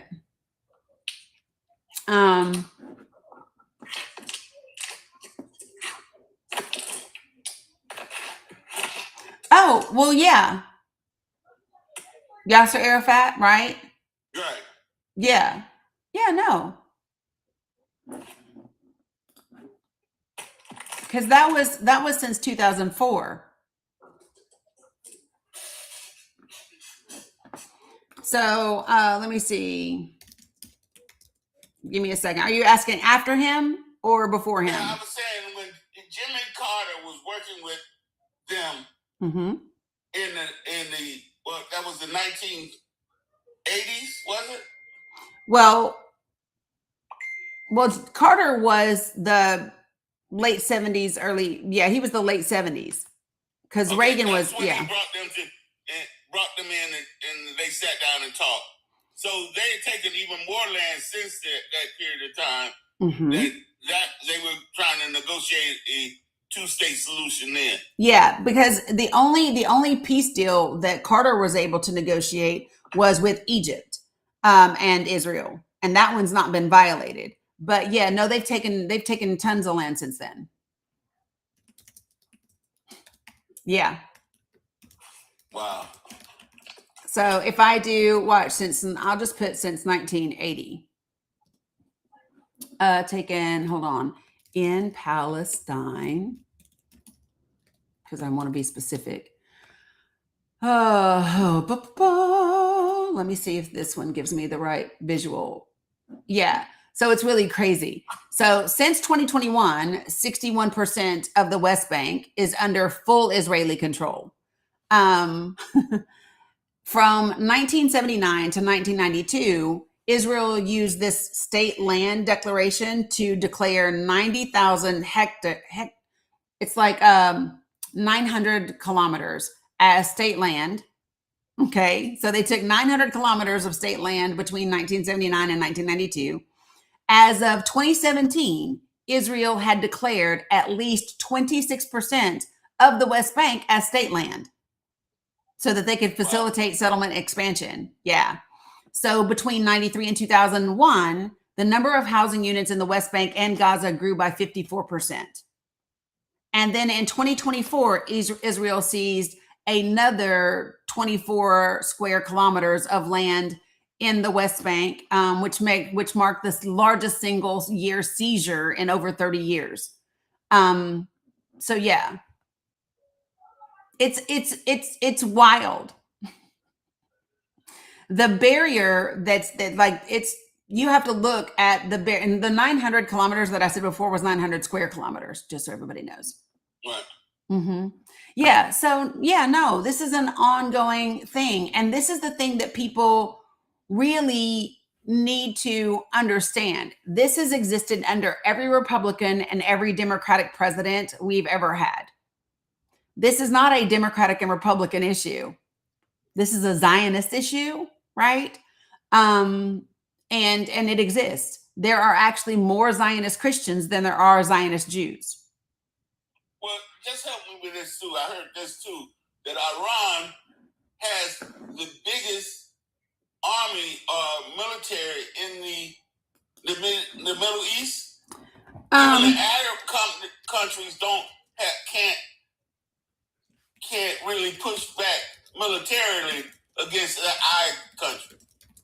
Well, so here's the thing: the many of the Arab countries, like Saudi Arabia, we have a base there, right? So our base is there. But let me just look real quick. This is an old article. I want to see if I can get a new one and a more updated one. That's what I want to see. So military powerhouses in the Middle East are Turkey is ranked number 1, but Iran holds the largest military by active troop headcount because they're cited as over having 600,000, I guess, active personnel within its arsenal. While Israel is smaller in personnel than Turkey and Iran, they have what? Yeah, because we gave it to them. Right. And then Egypt has the largest military among Arab nations. Next. What about Jordan? So Jordan is, let me see the list. I look at the whole list. Well, stop doing that, please. So here's the list. Top 10: Turkey, Israel, Iran, Egypt, Saudi Arabia, Iraq, the UAE, Qatar, Jordan, and Bahrain. That's the top 10. And this is from military strength, not just the size of their armies or their capacities. This is the overall military strength in terms of there's a power index score that they use. So that's it. 11 is Kuwait, 12 is Oman, 13 is Syria, 14 is Yemen, 15 is Lebanon. Where are the Middle East countries getting their revenue from? Where's Egypt getting its revenue from? Now that I don't know. Let me just check real quick.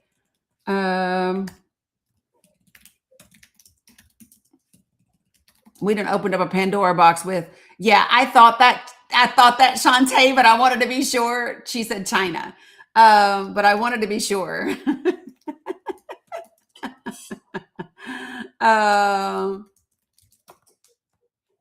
Let me just see.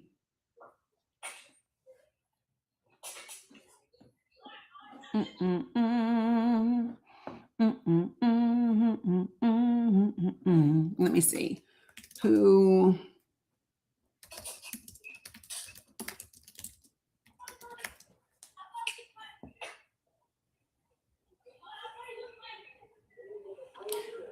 Well, this is interesting because when you talk about who buys their exports the most, Right. that's Turkey, Saudi Arabia, the UAE, Italy, and the US. But let me do this. Because you got to ask questions a different way. Yep. So there you go.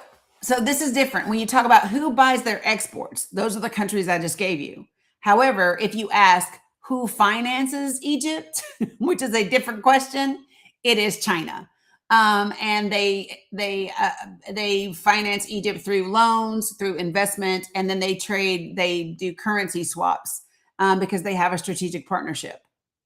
So it's like $16 billion between 2000 and 2022. Did they give Egypt for 126 projects for like industrial stuff, infrastructure, all of that.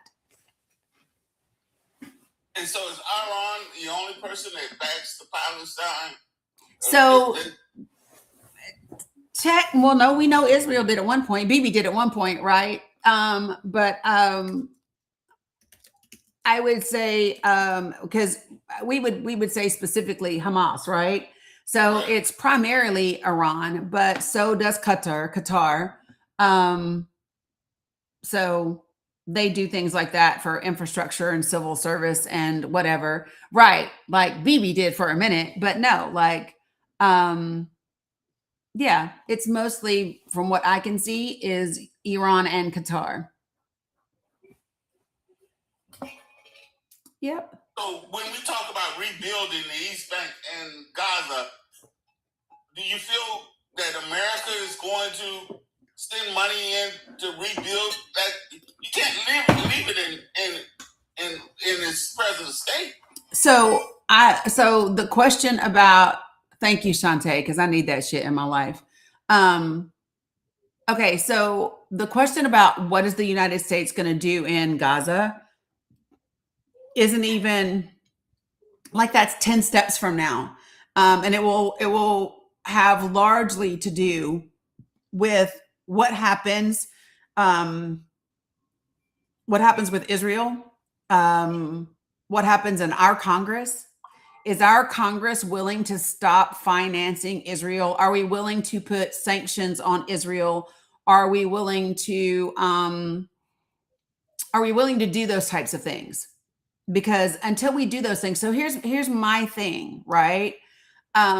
I personally think that we don't have any business telling Palestinians how to rebuild. I think if we want to contribute to the rebuilding of Palestine, right, then I think we should just give Palestine the money, sort of as reparations for allowing Israel to commit a genocide. Right? Like, that's just the way I feel. I feel like Congress needs to, and this is the challenge that comes in, because it is not just Republicans doing the bidding of Israel. It is 100% Democrats as well in Congress. So if you really want to have fun, James, and I want to be clear about this, AIPAC is not the only Israeli lobby. There's J Street, there's NORPAC, there's lots of them. AIPAC is the most powerful, though, and it's also the most well-known. So to give you an idea, in the 2024 presidential election, AIPAC spent $53 million for that one election. 96% of the candidates that were endorsed by AIPAC won their elections. AIPAC raised more money for the Black Caucus than any other PAC. They raised more money for the Hispanic Caucus than any other PAC, right? So they're not the only ones, and it's important. So this other thing that I really want to make sure that people know is CUFI is an organization that was going to be a political PAC. So like, if you go to the FEC and you look back through the documents, you will see that they had some reports that looked like in like 2019 and 2020. But since then, CUFI doesn't have any other action as a PAC. But what they are is large as fuck, and they are seriously big funders of pro-Israel members of Congress. Okay? So CUFI stands for Christians United for Israel. If you go to their Facebook page, you will get an idea of just who they are and what they believe. They are run by, and don't anybody else take this, because I am in no way, shape, or form fat shaming, right? My issue is with John Hagee's robustness is because you claim to be a man of God. I need you to take care of your own planks and don't be worried about other people's specks. So like it irritates my soul when people who are pastors or ministers or preachers want to talk about everybody else's sin, but don't want to talk about their own gluttony. They don't want to talk about their own lust. They don't want to talk about their own greed. They don't want to talk about their own pride. They don't want to talk about anything but other people's sin and the sin that they find offensive, right? So what I want John Hagee to do is push himself away from the table. Do that, sir. First. Sorry. He just irritates my soul, but he's an asshole. And so you will see if you go to Kufi's, hold on, I can do it for you. I will do it for you. I'll just show you. Because listen, I got no problems with people of any size at all. I really don't. I just have a problem when people preach about other people's sin and they don't want to address what the Bible also says is their sin. Like that's what you do, sir. You talk about everybody else's. So I'm going to show you guys how intense and insane Kufi is. And it's really important that you look at, so you can go to Kufi's website. And if you go to Kufi's website, you can look at who their board members are. You can look at who their main people are. And then go to the FEC and you can search by name to see who those people contribute to. Now, if you want to just do like to be able to get a sense, an overall sense of who is pro-Israel in terms of your elected officials, bottom line is they're probably all pro-AIPAC. They've probably all taken pro-Israel dollars. And you can find that at trackaipac.com. But I just want to show you all something because this stuff right here makes me mad. I get really sensitive, I guess, because of the way that I view Jesus Christ and the teachings of Jesus. And when I see them being manipulated and misrepresented, I get real like you need to get a good throat punch. That's what you need. But I'm going to show you. This is Kufi. This is their Facebook page, and I'm just going to give you a glimpse of what they preach and what they teach.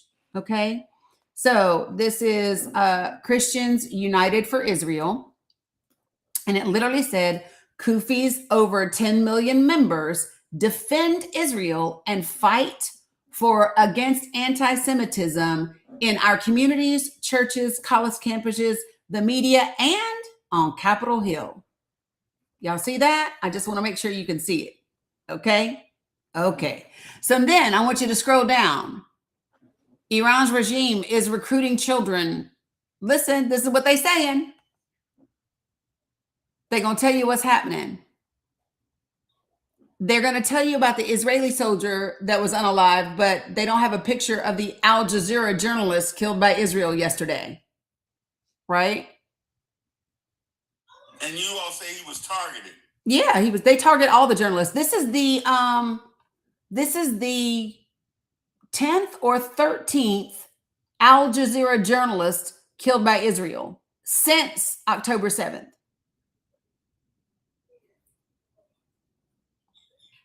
And Shantae, what's the number now? 240 something journalists that Israel has killed since October 7th. I don't know the exact number anymore. But you will see this is the alliance. These are the Christians touting Israel. Unity isn't optional, it's essential. And they had a summit. The summit that they're doing this year is July 5th through the 7th. This is the Judeo-Christian values again.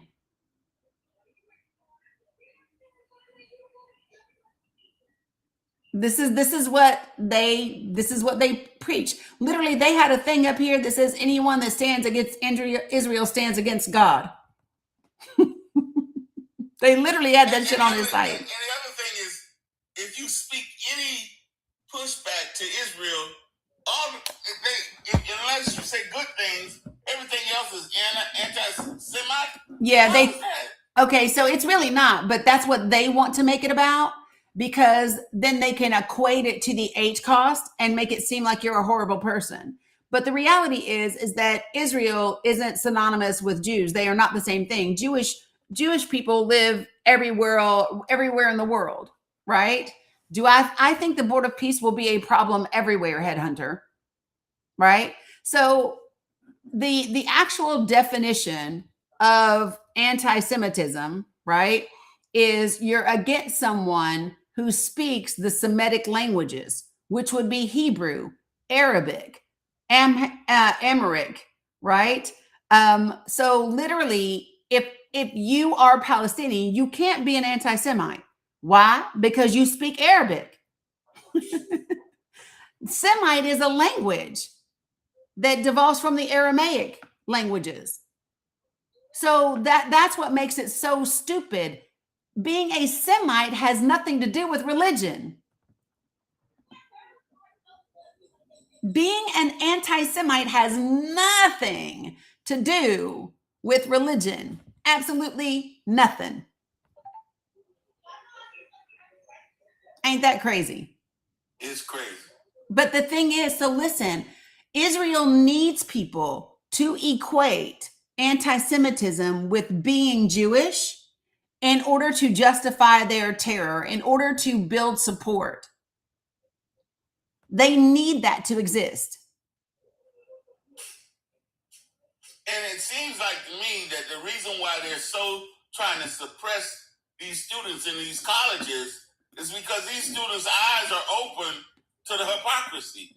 And so here you have Trump trying to punish these schools for allowing these kids to speak. Yes, because so here's the thing, y'all. They do not want free speech in the United States of America. Children today, like millennials, when I think about the latter end of the millennials deal, when you get to like 97-ish, right? That cutoff time. Y'all, we had the beginnings of the internet, right? We were starting to get the internet. So you think by the time millennials started school, if you get to the end of the era of millennials, 97, 98, and by the time they go to school, they are going to school, their entire school, with the internet, right? They are going, by 2009, they are going to school with Facebook in existence, right? They already got Google. The information that listen, for us, if we weren't taught it, and if your parents didn't have a whole ass bookcase of Britannica encyclopedias, which nobody ever sat down to read all of them unless it was for your homework assignment, right? You didn't have access to information. That is why people that are Gen X, people that are baby boomers, they are just now learning information that many of our children are now, they've all had access to it for a minute. These kids on college campuses, they're being taught and they have access. They know how to maneuver these things. They know that when they go onto TikTok, they know to look for Iranian media. They know that you can follow China's media. They know that you can go and you can find diverse platforms where you will get information from all around the world. That's why there's such a huge fight for TikTok, is because people were finding out information from all around the world, and especially Palestine, right? And they don't want you to know, right? And so that's the thing. That's why they do not want you to have free speech. They do not want young people in the streets. They do not want those things to happen. They do not want you voting. They do not want you engaged. Because if that happens, they lose their ability to control and manage and manipulate. Well, I just think this is going to backfire. Yeah. It's ugly, and I don't want it to get any uglier, but I think it's going to have a backfire effect because people like me and others are getting sick of it, the I country. Yeah. And all this craziness. And like I said, every time you open people's eyes, there's no way back for me now. I mean, you can't unknow. I was already gone, but now that I saw them app and listen, it's a wrap. Yeah. You know what I mean? I'm looking for elected officials who gonna push back. Yeah. I'm not just gonna blindly select somebody who just goes along with the program anymore. And that's what I'm saying. And that's why I said 2026 is the last year that Democrats who are compromised get to stay in office. And they only get to stay in office because we need a Democratic majority in Congress to stabilize the country. Right? We can't help anybody else if our country doesn't become stable again. Right? And so the only people that we like, that's the most immediate solution that we have. So we absolutely need a majority, not only in the House, but y'all let progressives fuck around and get 21 of these 22 GOP seats in the Senate that are up and available. That is a super majority when you do not need any Republican to get anything done. You end up letting Democrats get a super majority in the House and the Senate. Impeachment is on. And I'm not talking about just Trump. I'm talking about Pete Hegseth. I'm talking about Tulsi Gabbard. I'm talking about damn Dr. Oz, right? I'm talking about sugar booger sniffing toilet seats. I'm talking about all of them, right? And that's when you can impeach and remove. And I truly hope what you're saying that the pendulum swings back to a time where we require our elected officials to have some kind of character. 100%. Have some kind of resolve to not just put up and watch people anything. Because the most upset I am is that the Republican Party seems not to want to govern. They just want to follow. That's it. 262 journalists. Yeah, 262 journalists have been martyred in Gaza since October 7th by Israel. And that's on purpose. They do not want the information getting out. It's one of the reasons why they stopped allowing doctors in. Israel now will not allow Doctors Without Borders into Israel.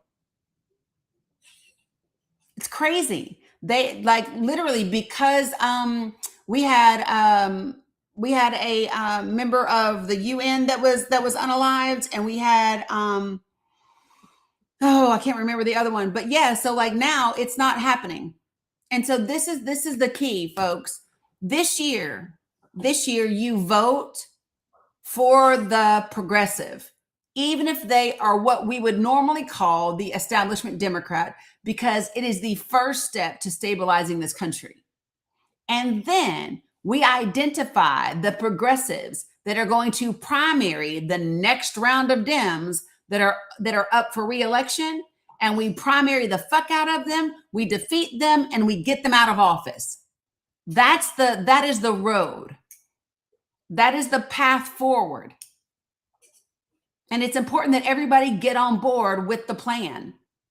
Any other plan is a failure. Protest voting is a failure. Not voting for people that this year or in the last year took AIPAC money is a failure. You will literally be allowing the GOP that is kissing the ass of the president to continue to capitulate to the fuckery and foolishness that he's doing. Nobody's got time for your protesting nothing. If you want to protest, take your ass to a No Kings rally. When it's time to vote, you don't protest shit. You get in the box and you vote for the progressive. That's what you do. We must stabilize us first. We must put our own mask on first, right? We must put our own mask on first, save our plane from crashing into an oblivion, and then we can help other people. That's it. That is the path forward. I don't have time for your morality, your superiority, your moral, I don't got time for none of that. Good morning, Scott. No time for it. We're not doing it.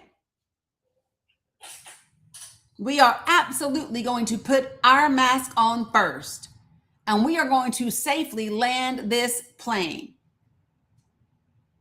You got it? Because if we crash and burn, we ain't saving nobody.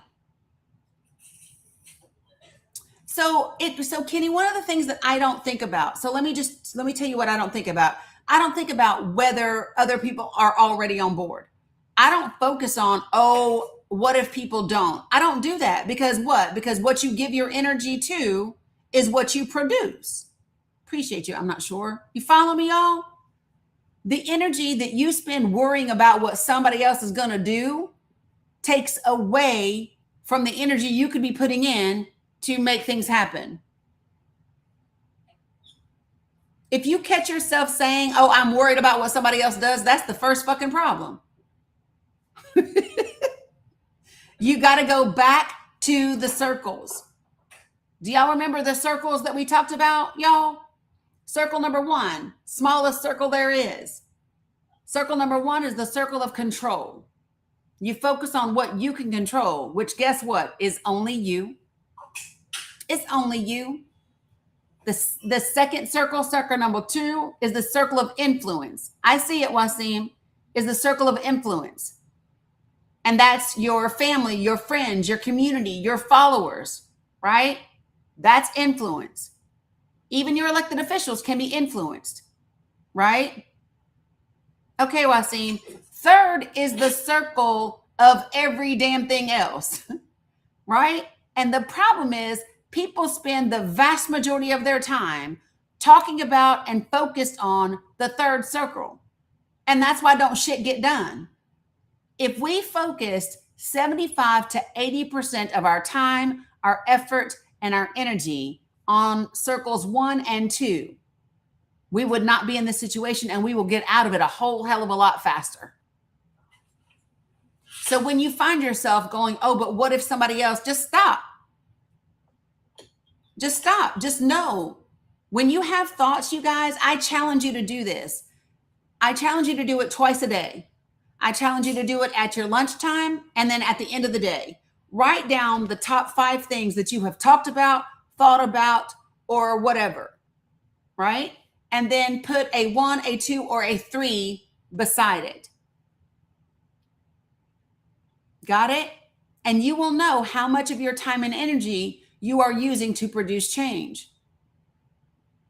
Now, I'm going to give you an example. If I am focusing on information around Palestine, I can influence Palestine. I also can only influence Palestine after I influence my Congress, right? So I need to spend enough time becoming educated and informed about Palestine and how Palestine is impacting our legislators, right? And Congress. That's the part of it that you're focused on. I can't do shit about Israel right now, but what I can do is find out how Israel is impacting our Congress. And then I can take that information to focus on and to inform other people how that's happening. And then I'm influencing how other people vote and do not vote for those people being controlled by a foreign entity. Well, let me ask you this question. Yes. Now that I'm educating myself, how do I get around not being seen? If I have some funds that I want to benefit the Palestinian people, how do I go about that without being thought of as doing something criminal or treason? Listen, helping people in Palestine. Yes, baby. What, baby? Okay, you want your eggs and bacon now? Okay, hand me that over there. So here's the thing, right? Palestine is not attacking the United States of America. Right. Okay, so there's ways. So on Fridays, so tomorrow, I will have Palestinians on my panel, like you saw me do the other day, right? Right. You can absolutely gift them TikTok coins, and then they can take that and use it for their daily needs. That's Okay. You can do that. Another way to do that is in my link tree. If you scroll down, there's a whole section that's called Palestinian support links, right? And these are people that I know directly, like Raja, like members of Palestinian Press and Amal or whatever, and you can donate to them through that. There's also in that link, there's also a US-based nonprofit called Calamantina. It is set up and run by Palestinian Americans. And if you go to their TikTok page, can somebody write down Calamantina's name in the chat for me? You can go to their TikTok page and you can see where they are absolutely feeding and yep, see, there you go. Shantae's got it, Calamantina. And you can donate to them as a nonprofit. They are literally feeding Palestinians. They're helping with clothes. They help with backpacks and school supplies, like all of those things. So that's another way to do it. That's through a nonprofit. You know what I'm saying?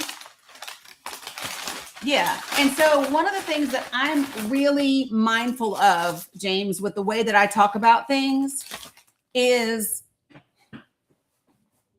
I'm very clear about how I support and what I support and what I don't. So for example, I don't care who it is. I do not support the loss of innocent life, no matter who it's done by. Yes, baby.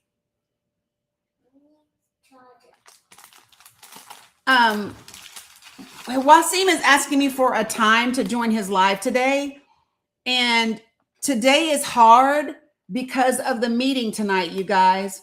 Can somebody tell him that today is hard because of the meeting tonight? Can you tell him that tomorrow is better for me? Can somebody tell Wasim that tomorrow is better? Thank you, Hussein. Thank you. And tomorrow we're running a Pally panel too.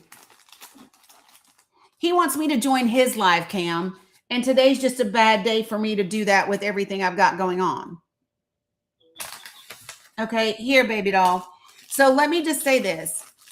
Yeah, Hussein's gonna do it. Here, Mila Boo. Okay, so listen, you guys. I am very clear. Thank you, Wasim. Into Galaby, Wasim. What, baby? Okay, you can use, well, Bella's got one over there, doesn't she? Here, you can use, oh, sorry, my phone, here, you can use this one for now. Take your food first and then come back, okay? Okay, do you want me to hold it for you? No. Okay, go ahead, put it down. All right, so listen, love you too, Wasim. So listen, folks, I'm very clear. I do not, that's okay, Shantae, he's probably still in here. I saw him get a phone call.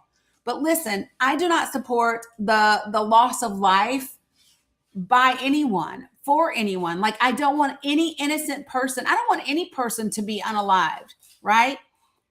I can say that. And I can also say that I'm not going to condemn people who are defending themselves or resisting their oppressors, right? I'm not going to condemn people for doing that, right? I don't like any loss of life. Hey, that's too loud. But let me tell you what I think, folks. I believe that every loss of life that has happened since 1948 is on the hands of Israel, the United States of America, and the British. I do, because they created the environment. We created our presence, our support of Israel created Hamas. We created Hezbollah. I mean, like, that's just the truth. And, you know, that would be like me condemning enslaved Africans for unaliving, like, the staff of the slave owner. Like, I don't know what you want me to say about that. You know what I mean? So I think it's just, yeah, you guys in the chat, make sure that you're being TikTok friendly. Okay. And so it's just really important for people to understand that. It's the same thing. So James, do you remember after George Floyd happened, after he was murdered by police officers, right? After that happened, there were white people that actually asked me, oh, so you support burning buildings or looting or tearing up property? And let me be clear. I personally am not going out and setting a building on fire or burning property or looting. That's personally not for me, right? So I don't condone it. I do, however, understand it. And that's the problem. See, when people say those kind of things, that's a byproduct of your cruelty. Okay. So don't get mad because you get a byproduct of your cruelty. If you hadn't done the cruel thing, you wouldn't get the byproduct. Right. We understand there's certain people who've gotten to the point spiritually that they don't want to hurt nobody, but they still want to protest. But you still got to deal with them other people who they need more because you don't hurt them more. Yes. And they feel like they need to fight back. So don't get, just like you say, I recognize, I'm going to tell the brother or sister, don't throw that stone. But No. I understand why they want to throw it. Absolutely. So like, I don't condone it, but I understand it. Right. And that's my position on all. It might not be what I would choose, right? Right. However, I understand if someone else makes that choice. And so that's the part that's really incredibly important for people to understand. And because what people want you to do is people like, so the favorite things that they love to ask is, does Israel have the right to exist? My response is, you already do exist. Do Palestinians have the right to live and have humanity and to eat and to have clean water and to have that's the question. This is no moral test for me. Does Israel have the right to exist? You have the right to exist. You already do exist. So that's not the damn question. There's no such thing, period. Right? When you say things like, well, do you condemn Hamas? Do you condemn the IDF? That's my response. Do you condemn the IDF? If you are not willing to condemn the IDF, don't you ask me about shit else. Why? Because the IDF has documented acts of terrorism and human rights violations by every organization in the world, including their own human rights organization. So people, so will you condemn Hamas? Do you condemn the IDF? Crickets? Okay, cool. Miss me with it. I'm not doing that. Do children deserve to, do children have the right to live and eat more than one meal a day or more than water or soup? Right? Ask me about that. That's it, folks. And this is what I'm saying. They want people to care about how they are seen. And I think one of the reasons why I'm so direct about how I feel about things is because I ain't worried about none of y'all. There is not a single soul that determines what's going to happen to me in terms of my spirit, in terms of my soul, in terms of that, other than the Creator. And I damn sure don't care if somebody that supports Israel don't like me. That's cool. Thank you very much. I'll just put that little badge of honor on there. Appreciate it. If you did like me, I would be wondering what the fuck. You know what I mean? Like, so that's just it. They want you to be scared that you'll be seen as something bad. But here's the thing. We don't do this for any other group of people. We do not do this for African Americans. We do not do this for Puerto Ricans. We do not do this for Cubans. We do not do it for Haitians. We do not do it for Hawaiians. We do not do this for any other group of people. Jewish people are not the only people that have had a genocide occur. Native Americans have. Do we ask if Native Americans have the right to exist? Do we ask if Native Americans have the right to have their homeland? If we want to talk about the land that belong to people, do we want to ask if Native Americans have the right to exist on their homeland? You know? And that's another insane thing. You know, when we think about it, when they talk about go back home, and you sit there, go back home, and then the Indians have to exist on reservations, and you took their whole, you know, they were spread out across the America, and you know, so it just goes back to show you the cruelty of Europeans.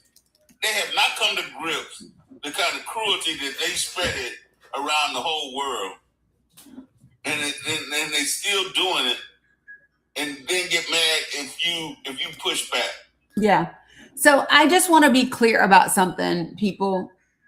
When you ask what is, and this, I'm gonna tell you, this is why it matters who writes the history, who creates the search engines, who works for them and gives them the information. You hear what I'm saying to you?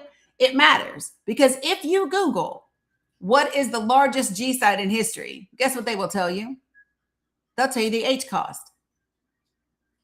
Wow. That's what they'll tell you. However, we know that 13 to 15 million people were genocided in the transatlantic slave trade. We know that King Leopold committed genocide in the Congo and unalived 13 million Congolese. 13 million Congolese. That was King Leopold II, right? So, like, I need for people to understand this shit right here is somebody else's history, right? If you ask how many Native Americans were,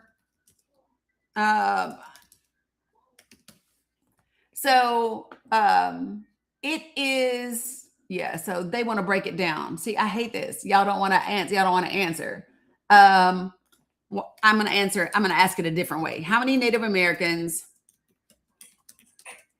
existed before Columbus? Oh, wait. In what is now the United States? Because we not all of America, people. Just so y'all know. So, and this is what I thought. So the Native American population is estimated, because, you know, we don't have all of the data, but it's estimated to have been around 10 million, right? Now watch this. How many Native Americans exist in the United States today?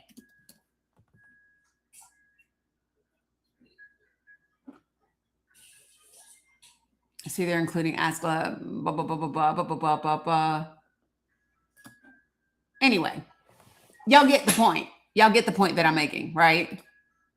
I need to go find the other things that I had. Why is this not here anymore? There used to be a whole thing about, it used to list the genocides that have happened around the world. Yeah.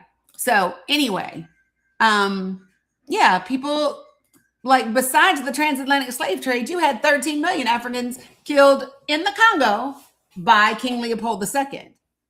So I don't know, you add 13 million to 15 million, you get 28 million Africans. I'm just saying. Thank you, the one and only. Okay. So again, thanks, Jeremiah. 150 million. I've seen different estimates, but when you say, I want to find the one specifically for this. But anyway,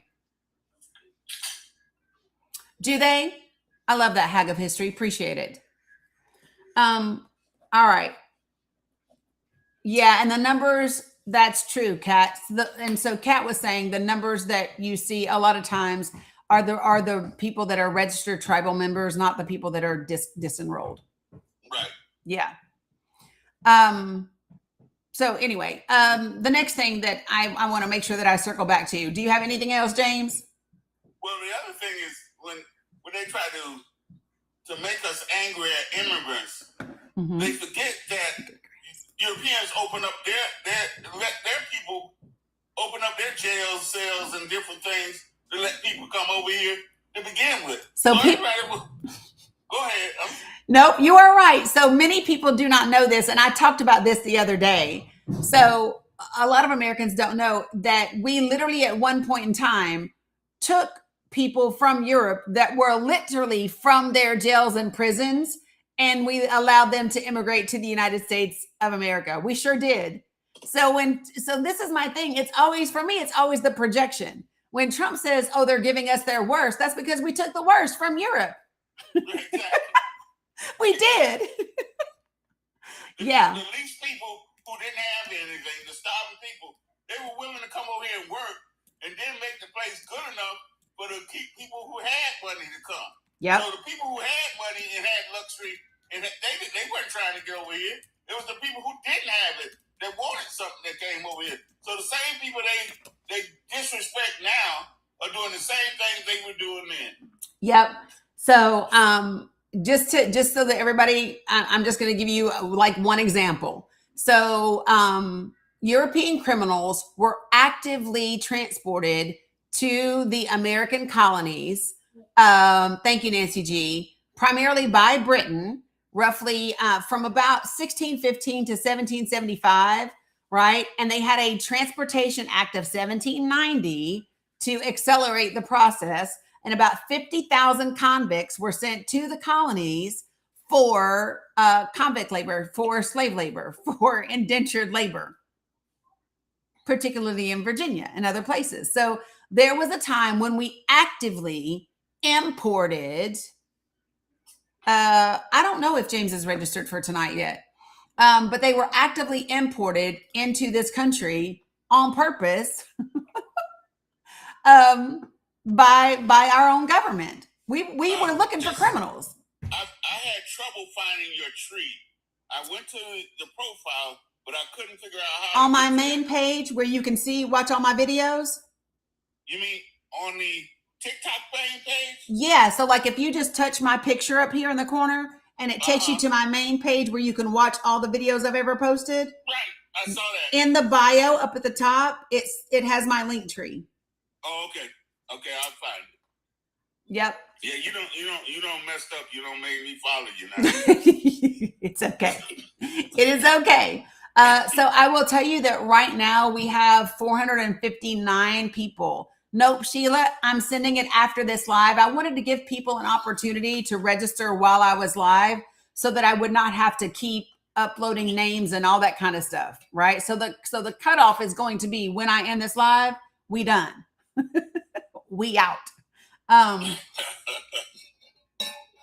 But yeah, so to give you an idea, like right now we have 459. Now to give you an idea of like, if you think that this won't catch hold and it won't do something, on Saturday we had 309. Yo, we had 309 on Saturday. We have 459 today. We have 459 today. That's 150 people since Saturday. What? I'm just saying. What? I am on Instagram, but I don't be doing shit over there. Listen, the only thing you see on Instagram is whatever I post on Facebook that makes it over there. I rarely do something independent on Insta. Because I ain't got time. I just share it. If Facebook says it can be shared on Insta, then that's how it gets shared over there. Yeah. But yeah, Cam wants you to register while I'm live, so I make sure that your name is in here. Okay. Yeah. Shantae, you can tag me. I am at the Dani Cook on Insta. Okay. Yeah, I am. And I'm on Blue Sky as at the Dani Cook. I'm on Substack as at the Dani Cook. and YouTube as at the Dani Cook, all the places. Okay. But I'm excited because I know that we got Montana, which Montana was a state that we did not have. Not us having somebody from overseas. I will take it, Liverpool. Okay. Because you might have family over here. You can be helpful. We about that life over here. I'm okay if this becomes a global damn thing. Let's make it happen, Captain. But anyway, I just think that this is something that can do something, right? It can grow. It can do all of the things. So I should have Maine too. Let me look real quick. Okay. Oh, shit. Not me. Hitting the wrong button. Okay. Here we go.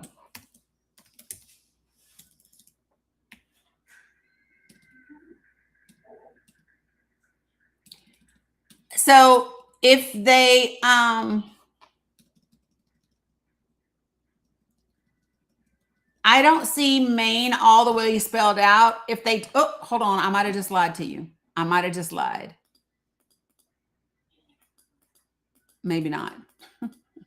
Anyway, I have to look once I'll get it down. Okay, you just got here. So fucking bitch, we're talking about the Project for the People initiative that we are doing in this community. What up, Amoni? You just go to my link tree and then you can sign up. Yes, Mel Gray tonight will be recorded. 100%. And folks, if you haven't gone to YouTube and you haven't watched the intro to the webinar, like there's a 45-minute webinar on there, absolutely do that, right? Absolutely do that. Her name is Amoni. I said Amoni. Yeah. Anyway, but watch it. It will give you an idea of what we're doing, what we want to do. No, you don't.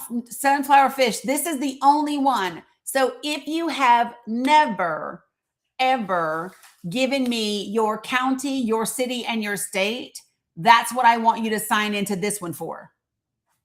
Oh, you thought I said fucking bitch? No, Flockin. Her name is Flockin, bitch. Flockin. I'm not gonna lie to you. I thought you said that too, by the way. I said, wait. I have to go. No, listen, y'all. I did not just call somebody an effing bitch. I did not do that. Her TikTok name is Flockin, Flockin, Flockin, bitch. That is her name. Not effing B. It's Flockin. By the way, I shared your project for the people yesterday on my live. I had like almost 200 people in the live, and I was sharing it. People are asking questions too. So. Thank you. I love that. I love that. I love that. I loved it. Okay, great, Lisa. So yeah, no. Y'all were like, what? Oh shit. I knew this was coming. Oh, okay. So before I go here, y'all, before I go here. So I had something pulled up that I wanted to share with you all, because there is an American soldier who is a survivor from the attacks in Kuwait. And yeah, hold on, Butterhouse. And they are disputing what the Pentagon said. Okay. And so I saw that and I wanted to share it with you all. And a thing just came across my feed that a member of the Army, and I would bet it's the same person, is now being investigated for sharing secrets with a journalist. So I would bet you this is their attempt to silence that soldier. I would bet, because what information are you suggesting was false? So how they rescued those two pilots? I didn't suggest it. This is something from a military service member. So give me one sec. So CBS News shared this story, and it was this morning. And so here's what it says. Survivors of the deadliest Iranian attack on U.S. forces since the war began have disputed the Pentagon's descriptions of events and have said that their unit in Kuwait was left dangerously exposed when 6 service members were killed and more than 20 were wounded. Speaking publicly for the first time, members of the targeted unit offered CBS News a detailed account of the attack and its harrowing aftermath from the perspective of those on the ground. The members of CBS News disputed the description. Yeah, I need you to fix that typo. To dispute the description of events from Defense Secretary Pete Hegseth, who described the drone as a quote unquote squirter, and in that it squirted through the defenses of a fortified unit inside Kuwait. Now listen to this quote, painting a picture that quote unquote one squeaked through is a falsehood, one of the injured soldiers told CBS News. I want people to know the unit was unprepared to provide any defense for itself. It was not a fortified position. So listen, Crystal, I'm not talking about CBS being trusted. I'm talking about the words of the soldiers. That's what I'm talking about. So that service member who, like others, spoke on the condition of anonymity because of rigid media restrictions within the military, said that in spite of the carnage that ensued, those inside the charred and splintered compound responded with swiftness, ingenuity, and valor that saved lives. I love that, Flockin. Quote, I don't think that the security environment or any leadership decision diminishes in any way their service or their sacrifice or their service, the member of the Army's 103rd Sustainment Command said in an interview. Those soldiers put themselves in harm's way, and I'm immensely proud of them, and their families should be proud of them, end quote.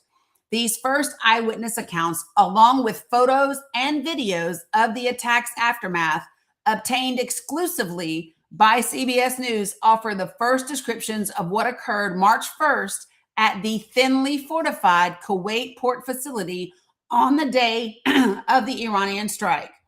In the hours before the attack, incoming missile alarms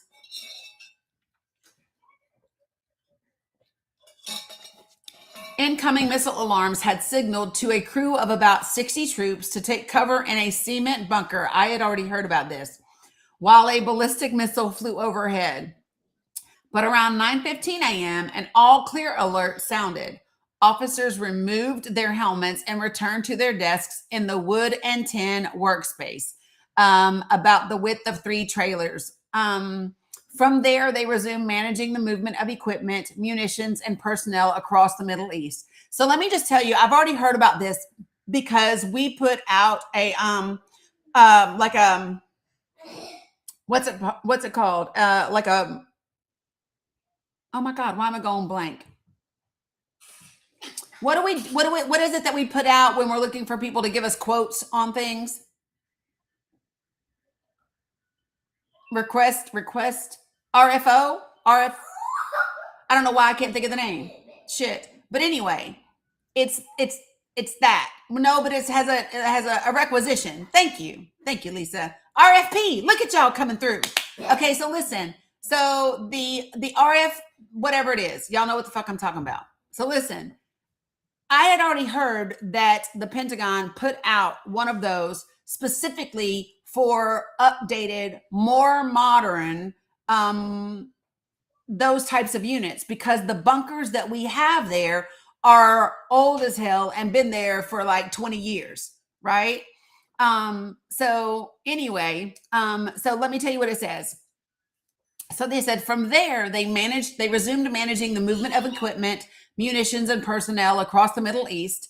About 30 minutes later, quote unquote, everything shook, one soldier told CBS News. Quote, and it's something like what you see in the movies. Your ears are ringing, everything's fuzzy, your vision is blurry, you're dizzy, there's dust and smoke everywhere, end quote. Dazed, the service members surveyed a grisly scene. Quote, yep, RFP, you got it, Antifa Barbie. Quote, head wounds, heavy bleeding, lots of perforated eardrums, and then just shrapnel all over. So folks are bleeding from their abdomen, bleeding from arms, bleeding from legs, end quote. A video shows smoke billowing from the buildings, fire smoldering. The blast killed 6. the deadliest attack on U.S. troops since 2021, and injured more than 20 others.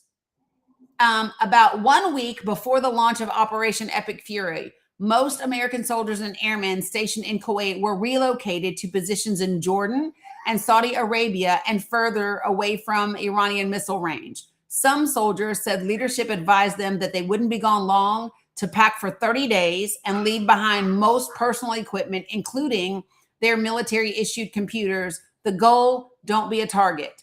Quote, the way it was described was, quote unquote, get off the X. In other words, get off the target, meaning away from the danger zone. One soldier who just returned from the deployment explained. But for several dozen members of the Army's 103rd Sustainment Command at a major U.S. base south of Kuwait. So see, CBS, I want to fucking throw punch you. Because if you identify the command, and if you identify, like, you just get, I don't care if you're not naming their names, the military already knows who the fuck you talking about right now. I literally want to throat punch these reporters. So anyway, it says, but for several dozen members of the Army's 103rd Sustainment Command at a major U.S. base south of Kuwait City, there were a different set of orders. Pack up everything and relocate to the port of Shuaba, a smaller military outpost off Kuwait's southern coast.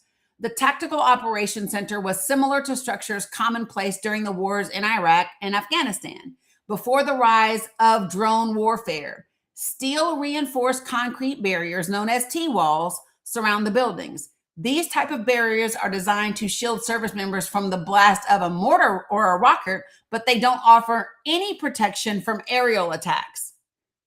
Quote unquote, it's just kind of a classic older military base, some small barriers. There's a bunch of little tiny buildings, little tin buildings where we can set up makeshift offices, end quote.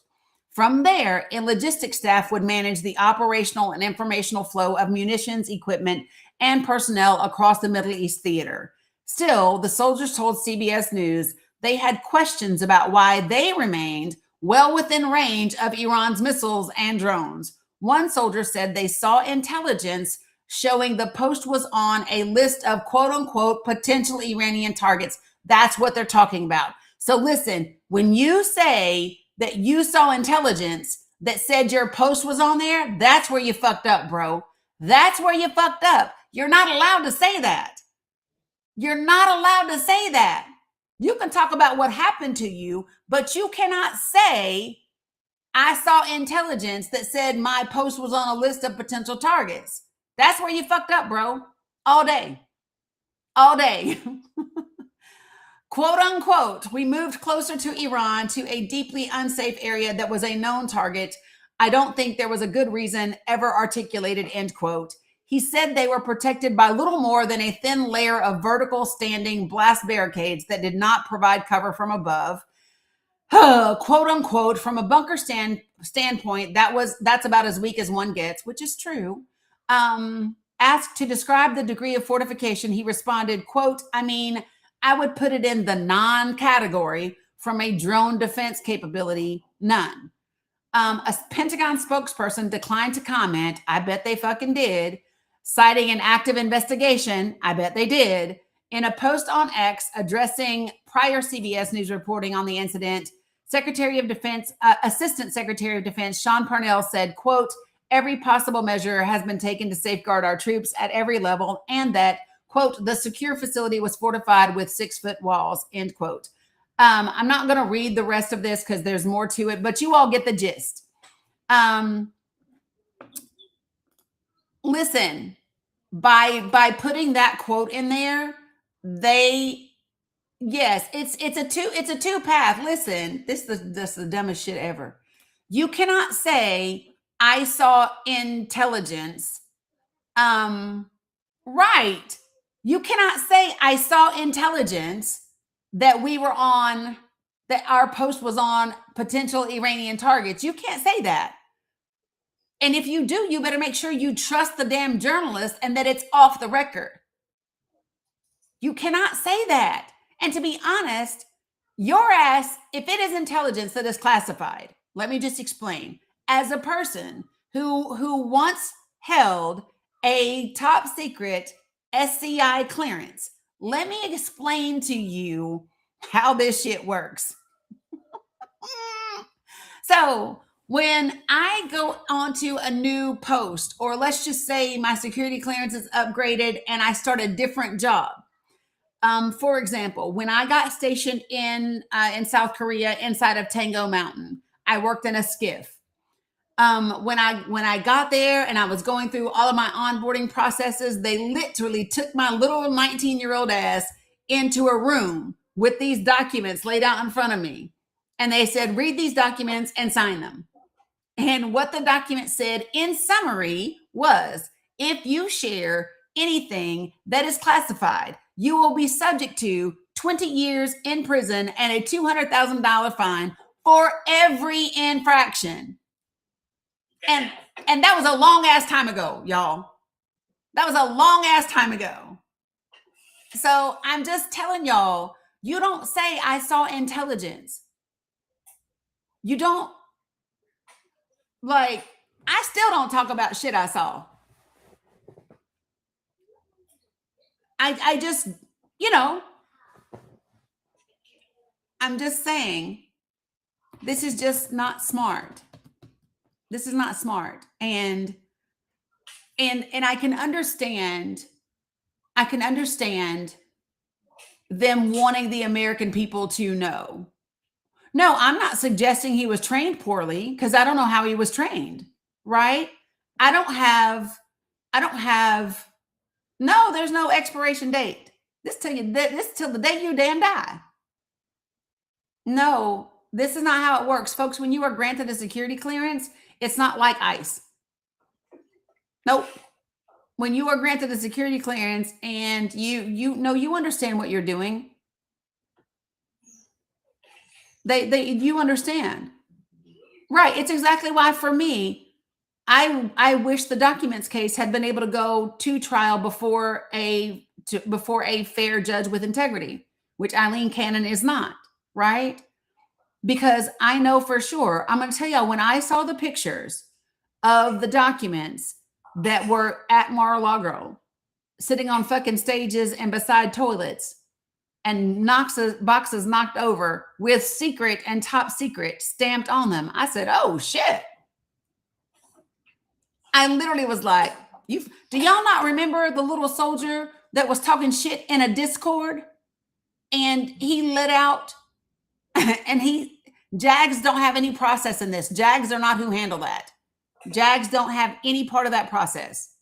But do y'all not remember the little soldier, 21 years old, that was talking about shit in the Discord, and they served his ass over? Y'all remember him? And his ass got charged and gone right up? That's how it happens. And so somebody just asked me, how does a man with a felony get a top secret clearance? Well, first of all, the president has higher than a top secret clearance. Okay. But let me just be clear. When you have a politically elected official, it is different. He is granted that security clearance. The president is granted that security clearance. I think it's absolutely asinine. You all know that Jared Kushner was not given a security clearance in the first administration. The fact that he's negotiating deals in the Middle East is beyond me. He did not qualify. He could not pass what is necessary to get a security clearance in the first administration. So this is what I would say to the American people. If you do not want a felon to have a higher than top secret security clearance, don't fucking elect one. That's what you don't do. Right? And it wasn't in the Constitution because people thought it was common sense.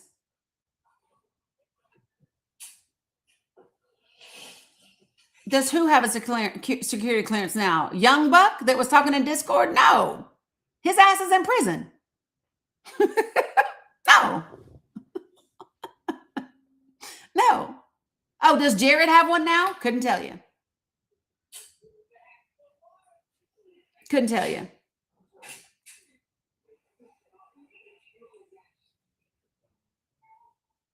So I'm just telling you all, he doesn't, Pedro. Yeah, I haven't even looked. Because to me, what I understand about this administration is it doesn't matter if he has one or not. I know he's got access to whatever he wants. He did in the first administration. This administration doesn't follow the guidelines, the regulations, the rules, or the law. They don't follow the Constitution. So I didn't even bother to check this go around. I'm just saying. So I didn't even bother to check it out, right? And so I think people just need to know that. The thing that bothers me, so if I were putting myself in this soldier's shoes, which is difficult to do because I would never open my fucking mouth like that. It would so there are ways to go about. This is the problem that we have right now for people in the military. Okay. The problem that we have right now is the mechanisms that are typically there for soldiers don't exist in this administration. We don't have the normal mechanisms that would protect our soldiers in this administration. That is evident when you are getting rid of 20 admirals and generals because they will not do your bidding, because they will not follow illegal commands, or they will not orchestrate action that they know is crazy as fucking and going to be unsuccessful, right? So if I know that the people that are opposing them in the highest positions of our military are being removed from service, that takes away the protection for the soldiers that are serving. There is no legal pathway to be able to say, this is what happened to me. This is what should not have happened to me. This is where I was told to go. This is how I was left exposed. That doesn't exist in this administration. And so it bothers me for the people that are serving, because their ability to be heard is severely limited. And there will be repercussions. There just will be. You have a president right now that is threatening to arrest members of the media. You have a vice president that threatened the Vatican. Right?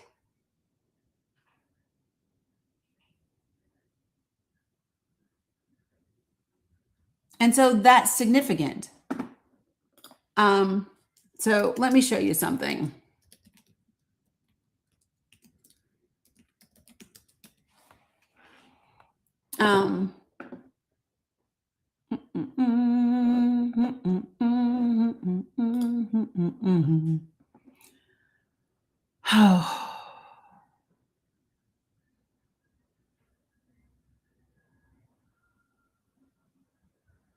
I haven't looked at this since whenever the fuck it was. Yeah, don't say that though. Don't say I'm sorry, not JD Vance, Trump. Sorry, y'all. Sorry, y'all. Sorry, y'all. Give me a second. Hey, baby.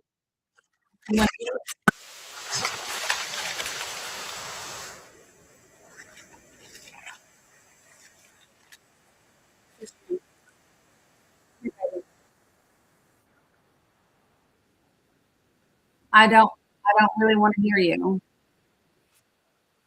I don't want to hear that. Okay.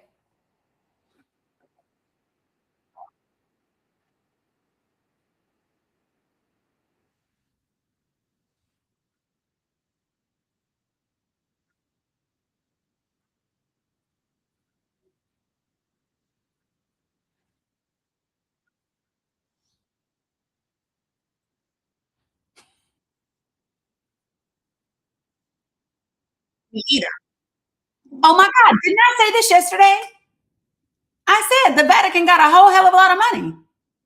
I said, what the fuck y'all doing? I said that yesterday, did I not? I did. Like, why do y'all think none of them Catholic priests ever been locked up? Because this right here.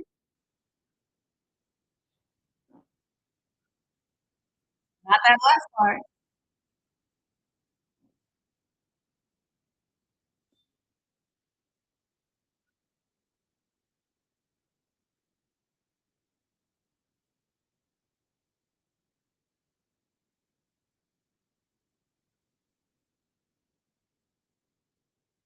So that was JD Vance. But now they're supposedly, good God. Can I find the blah, blah, blah, blah, blah? Hold on. I need to put in this other thing. Okay. Can I have just the Pete Hegseth thing? Can I just have that?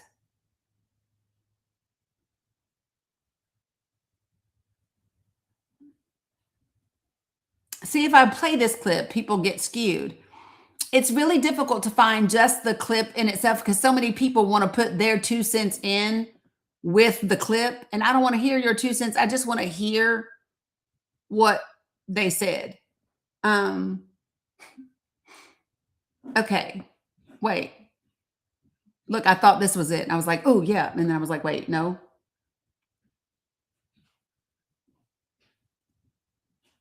Oh, my God. Dominic, are you okay? Yeah. Okay. He's in there coughing a whole lot, and I don't like it.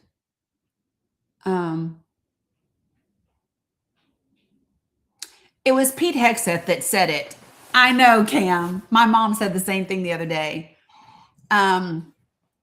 But yeah, so when the Secretary of Defense is making, what some people perceive to be threats at the Vatican, I don't know, Nini, I'll check it when I get done. That's a problem. You know what I mean? That's 100% absolutely a problem. And this administration is off the fucking rails. Yeah. So anyway, right, 100%, Kat. So this is not a good thing for this particular soldier or probably any of them that spoke to the press. There's just too many ways to be able to know who they were. They know who all was left to be in that group, in that location. They're aware of that. Hey, Virginia. They know who traveled where. Trust me, if you have a certain type of security clearance, they know if you're talking on the fucking phone. They know. So I'm just saying,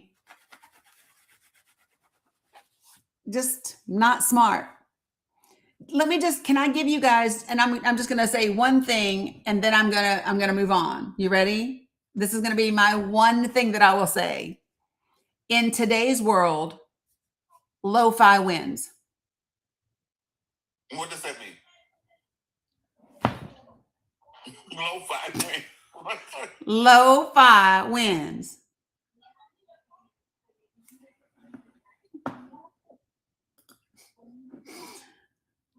Shante, you laughing at me because of what I said?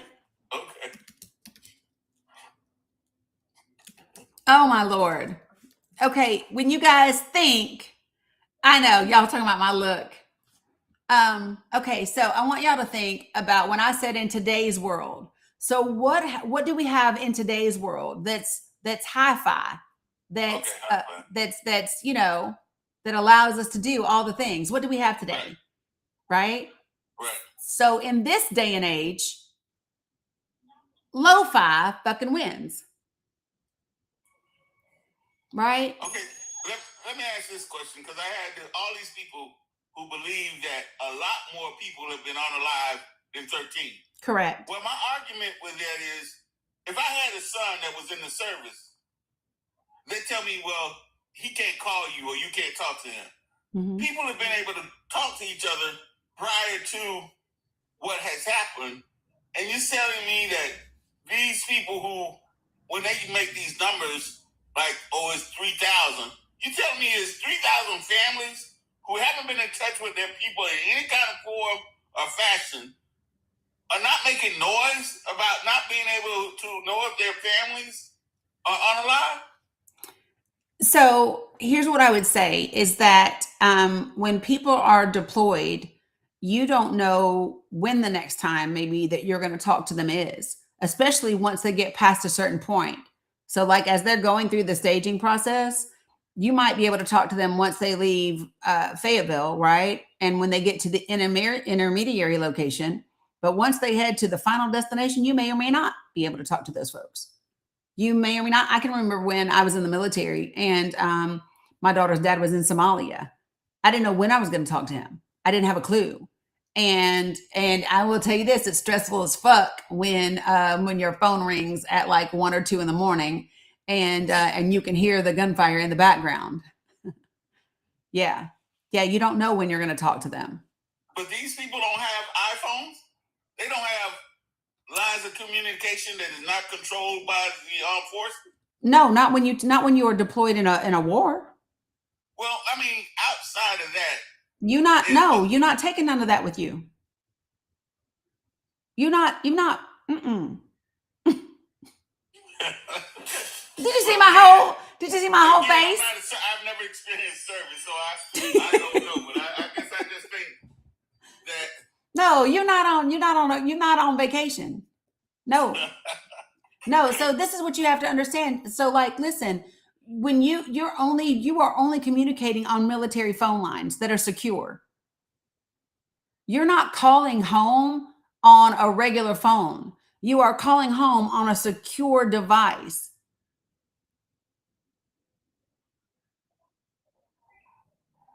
no emails, no nothing. Nah. No, you're not. Well, yeah, Jen.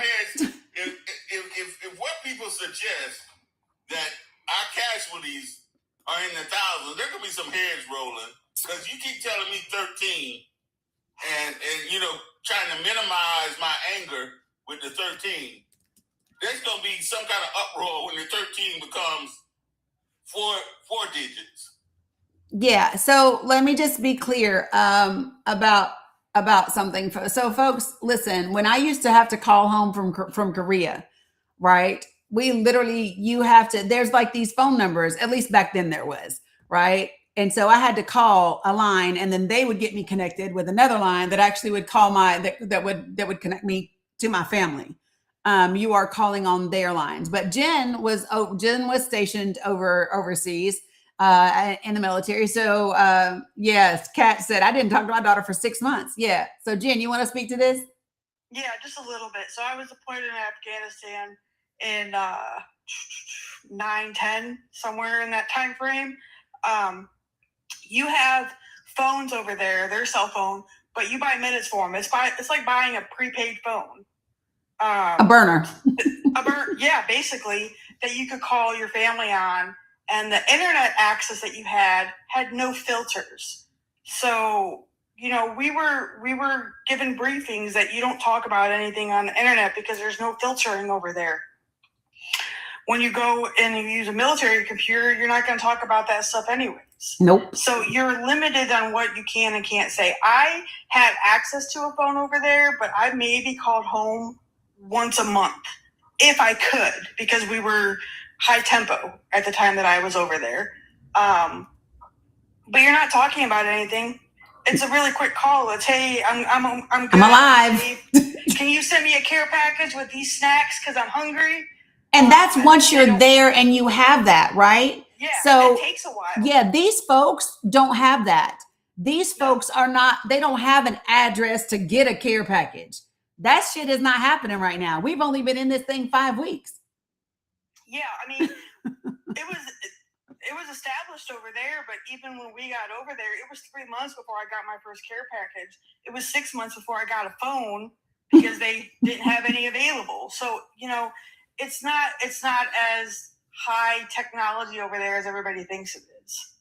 Yeah, not for troops. Very limited. And those are on the big posts. When you talk about FOBs, when you talk about outlying posts, you're talking about not having any communication, that you get mail once every 3 months, that you don't, like, there's nothing.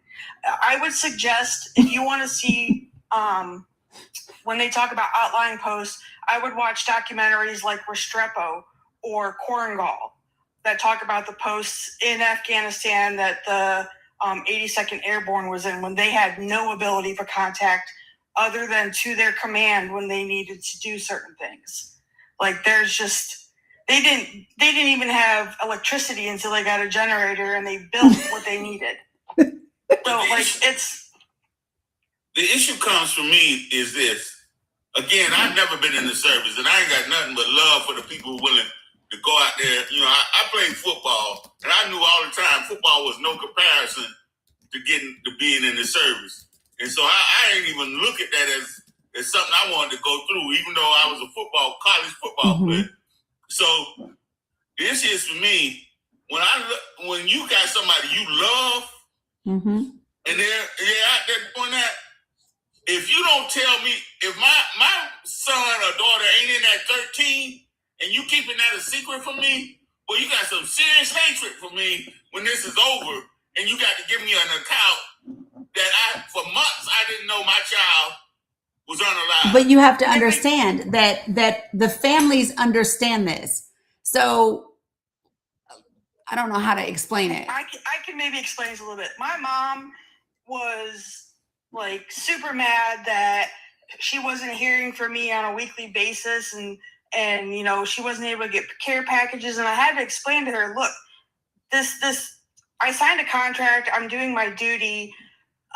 These are the parameters that we have right now, and there is legitimately nothing you can do. And the other thing that I would say is the Pentagon has not put out a list since March 12th. Correct. It's been almost a month. The families can go and push that issue, but that doesn't mean they're going to get the response that they want. They're not. They're not going to get the response. If we had a different administration in, maybe with different people in place and generals that, you know, are doing their job, maybe they would get that information. But giving family members information puts service members at risk. Thank you. There is a reason that once soldiers get orders to deploy, they're not even allowed to tell their family members when they're deploying. They're not allowed to tell them when they're coming back because it puts you at a security risk. Correct. It's the same. It's what Pete Hegseth did when he told everybody in Signal when the fuck we was doing whatever. So you understand that if the enemy knows that we are deploying on a certain date at a certain time, then we are at risk of being hit. Right. It's operational security, OPSEC. Yep. Yeah. That's it. It sucks, and I get it, but you know, this is where you need to hold the administration accountable for not giving out reports like they're supposed to be. They're not going to give out names, but they should be giving out accurate information. Right.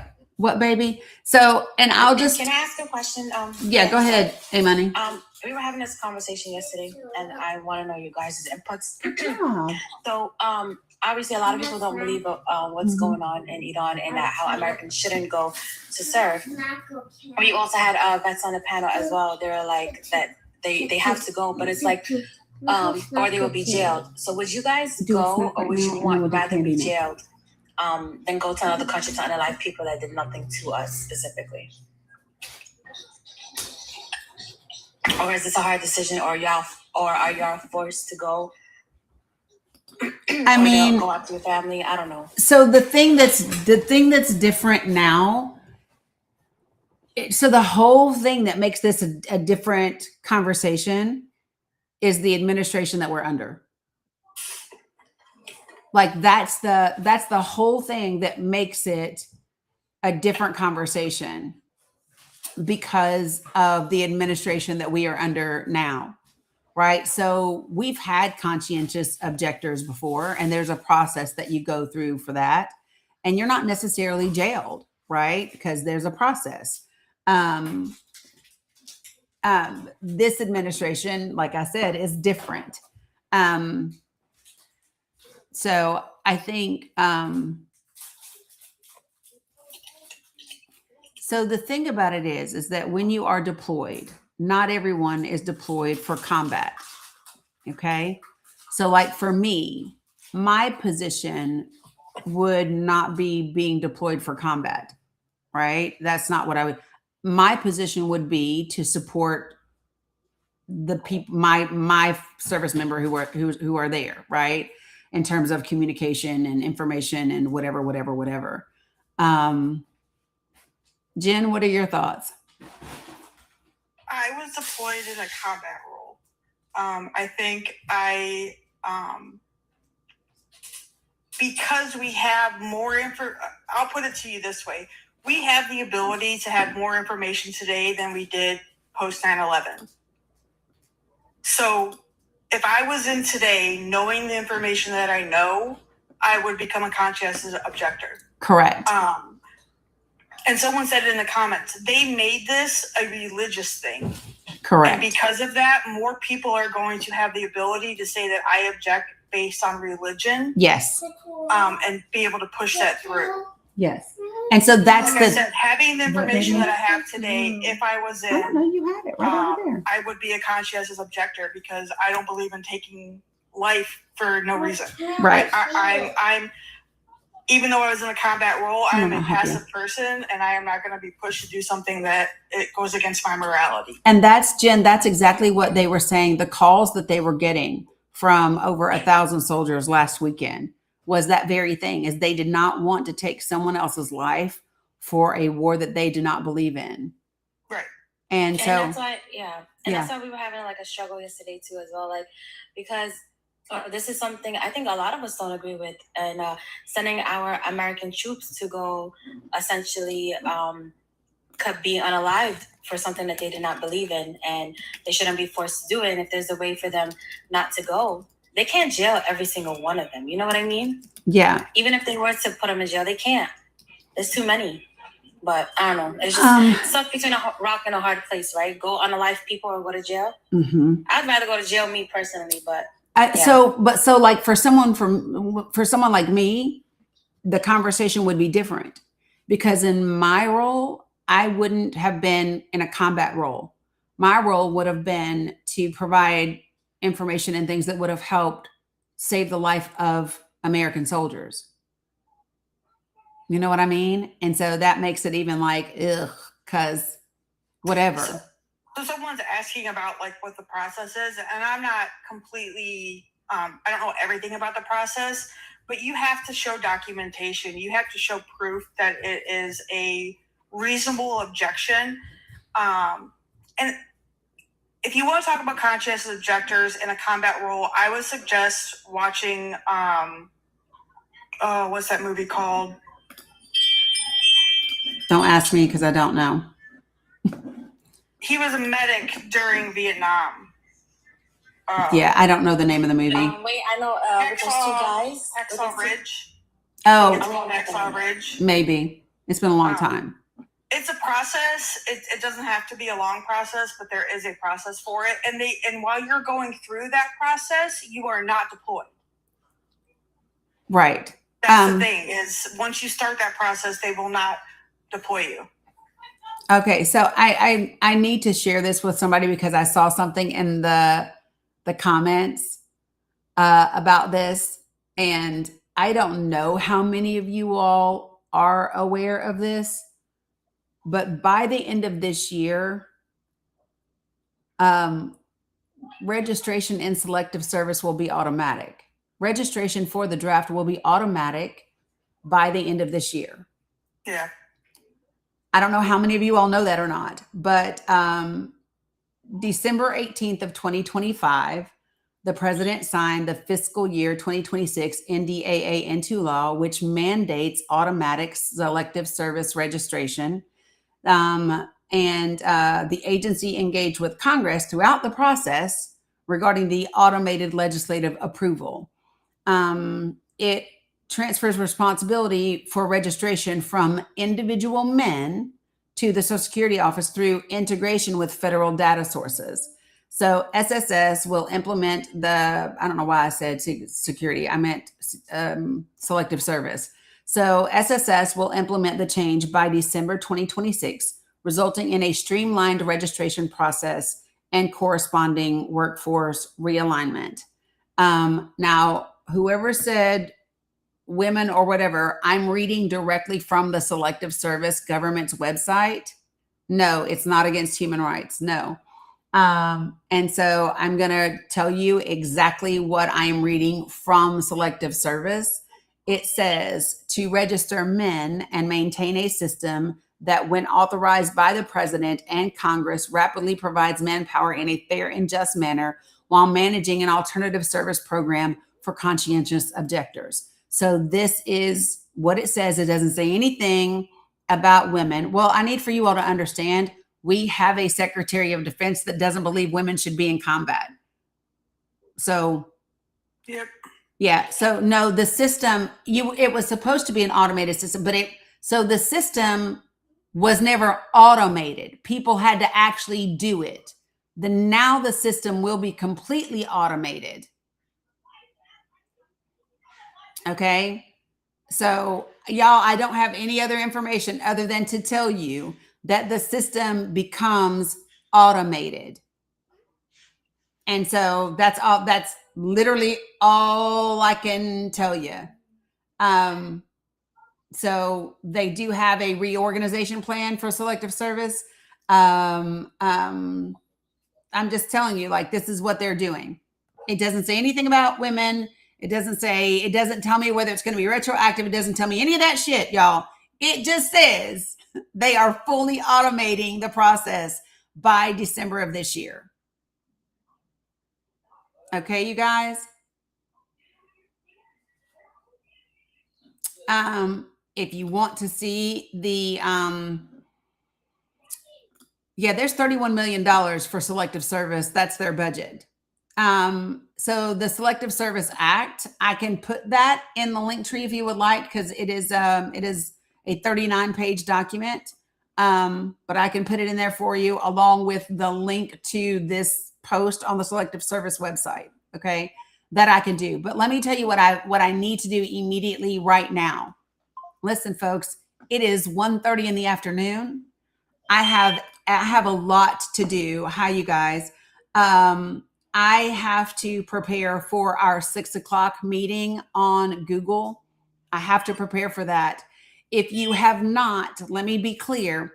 If you have not gone to my link tree and filled out the very first link, okay, for Project for the People, if you have not done that, you have until 2 p.m. Eastern Standard Time to do that. Okay. Or you will not get a link for the meeting tonight. Okay. Hey, Shanti, real quick. The age limit of 42 is to enlist in the military. Correct. You cannot enlist after the age of 42. Right. And so listen, folks, you need to check your spam folders, promotion folders, any folders that you have in your email. Okay. So if you want to know what I'm talking about, because I don't have time to go through all of it again. If you want to know what I'm talking about, this Project for the People initiative, go to my YouTube, which is the Dani Cook. Okay. And watch the webinar that is there for the Project for the People launch overview. Okay. But I recommend that you do those things right now, because what should we look for? Yes, it's an email, and it will say from Dani. It will come from me. It will say from Dani. Okay. And then I will see you all at 6 p.m. Eastern Standard Time. Okay. I can't stay on any longer. I know that there's 500 people in the room. I am so glad that you are here. But I have already been on 3.5 hours, and I must prepare for everything tonight for Project for the People, because we got a lot of work to do. It is at the Dani Cook, the same as my TikTok name. So TheDaniCook. Okay, that is the cutoff. Okay, appreciate you guys. Love you, mean it. I'm gonna keep trying to sign up. I went over there and still got confused. So it's the very first link. The one underneath your picture. Do I have to copy the link? I don't make me lie. Does it say link tree, James? I see underneath it says, I got to that place where it said project thing, and I tried to hit on it, but it didn't give me anything to type in. So if you are looking at my profile on TikTok, let me just see if I can make this happen real quick for y'all so that everybody knows how to get here. All right. So I'm sharing my screen real quick for you guys over here, and I will share it over here for you guys. So listen, to get yourself signed up, you need to go to my TikTok profile that will look, well, damn, I need to take down the background, don't I? Ain't that something? Okay. So this is going to be my profile. You see how it says right here? It says Linktree at the Dani Cook. Where does it say Linktree at? See right here? Okay, I see it. So this right here. Now you can either click that, right? Or you can copy and paste it. And then look right here. This is where you sign up. And if you want to tell other people about it, this is the flyer that you can share. Okay. All right, everybody. That is how you do it. All right. First link in the link tree, people. First link. All right. So I'm going to go. I need to make sure all these babies are eating. I need to get myself together and then prepare for tonight. All right. So, See you tonight. all right. See you tonight, guys. Love you, minute. Bye. Okay, TikTok. There we go. I will see you guys tonight, 6 o'clock. Appreciate you.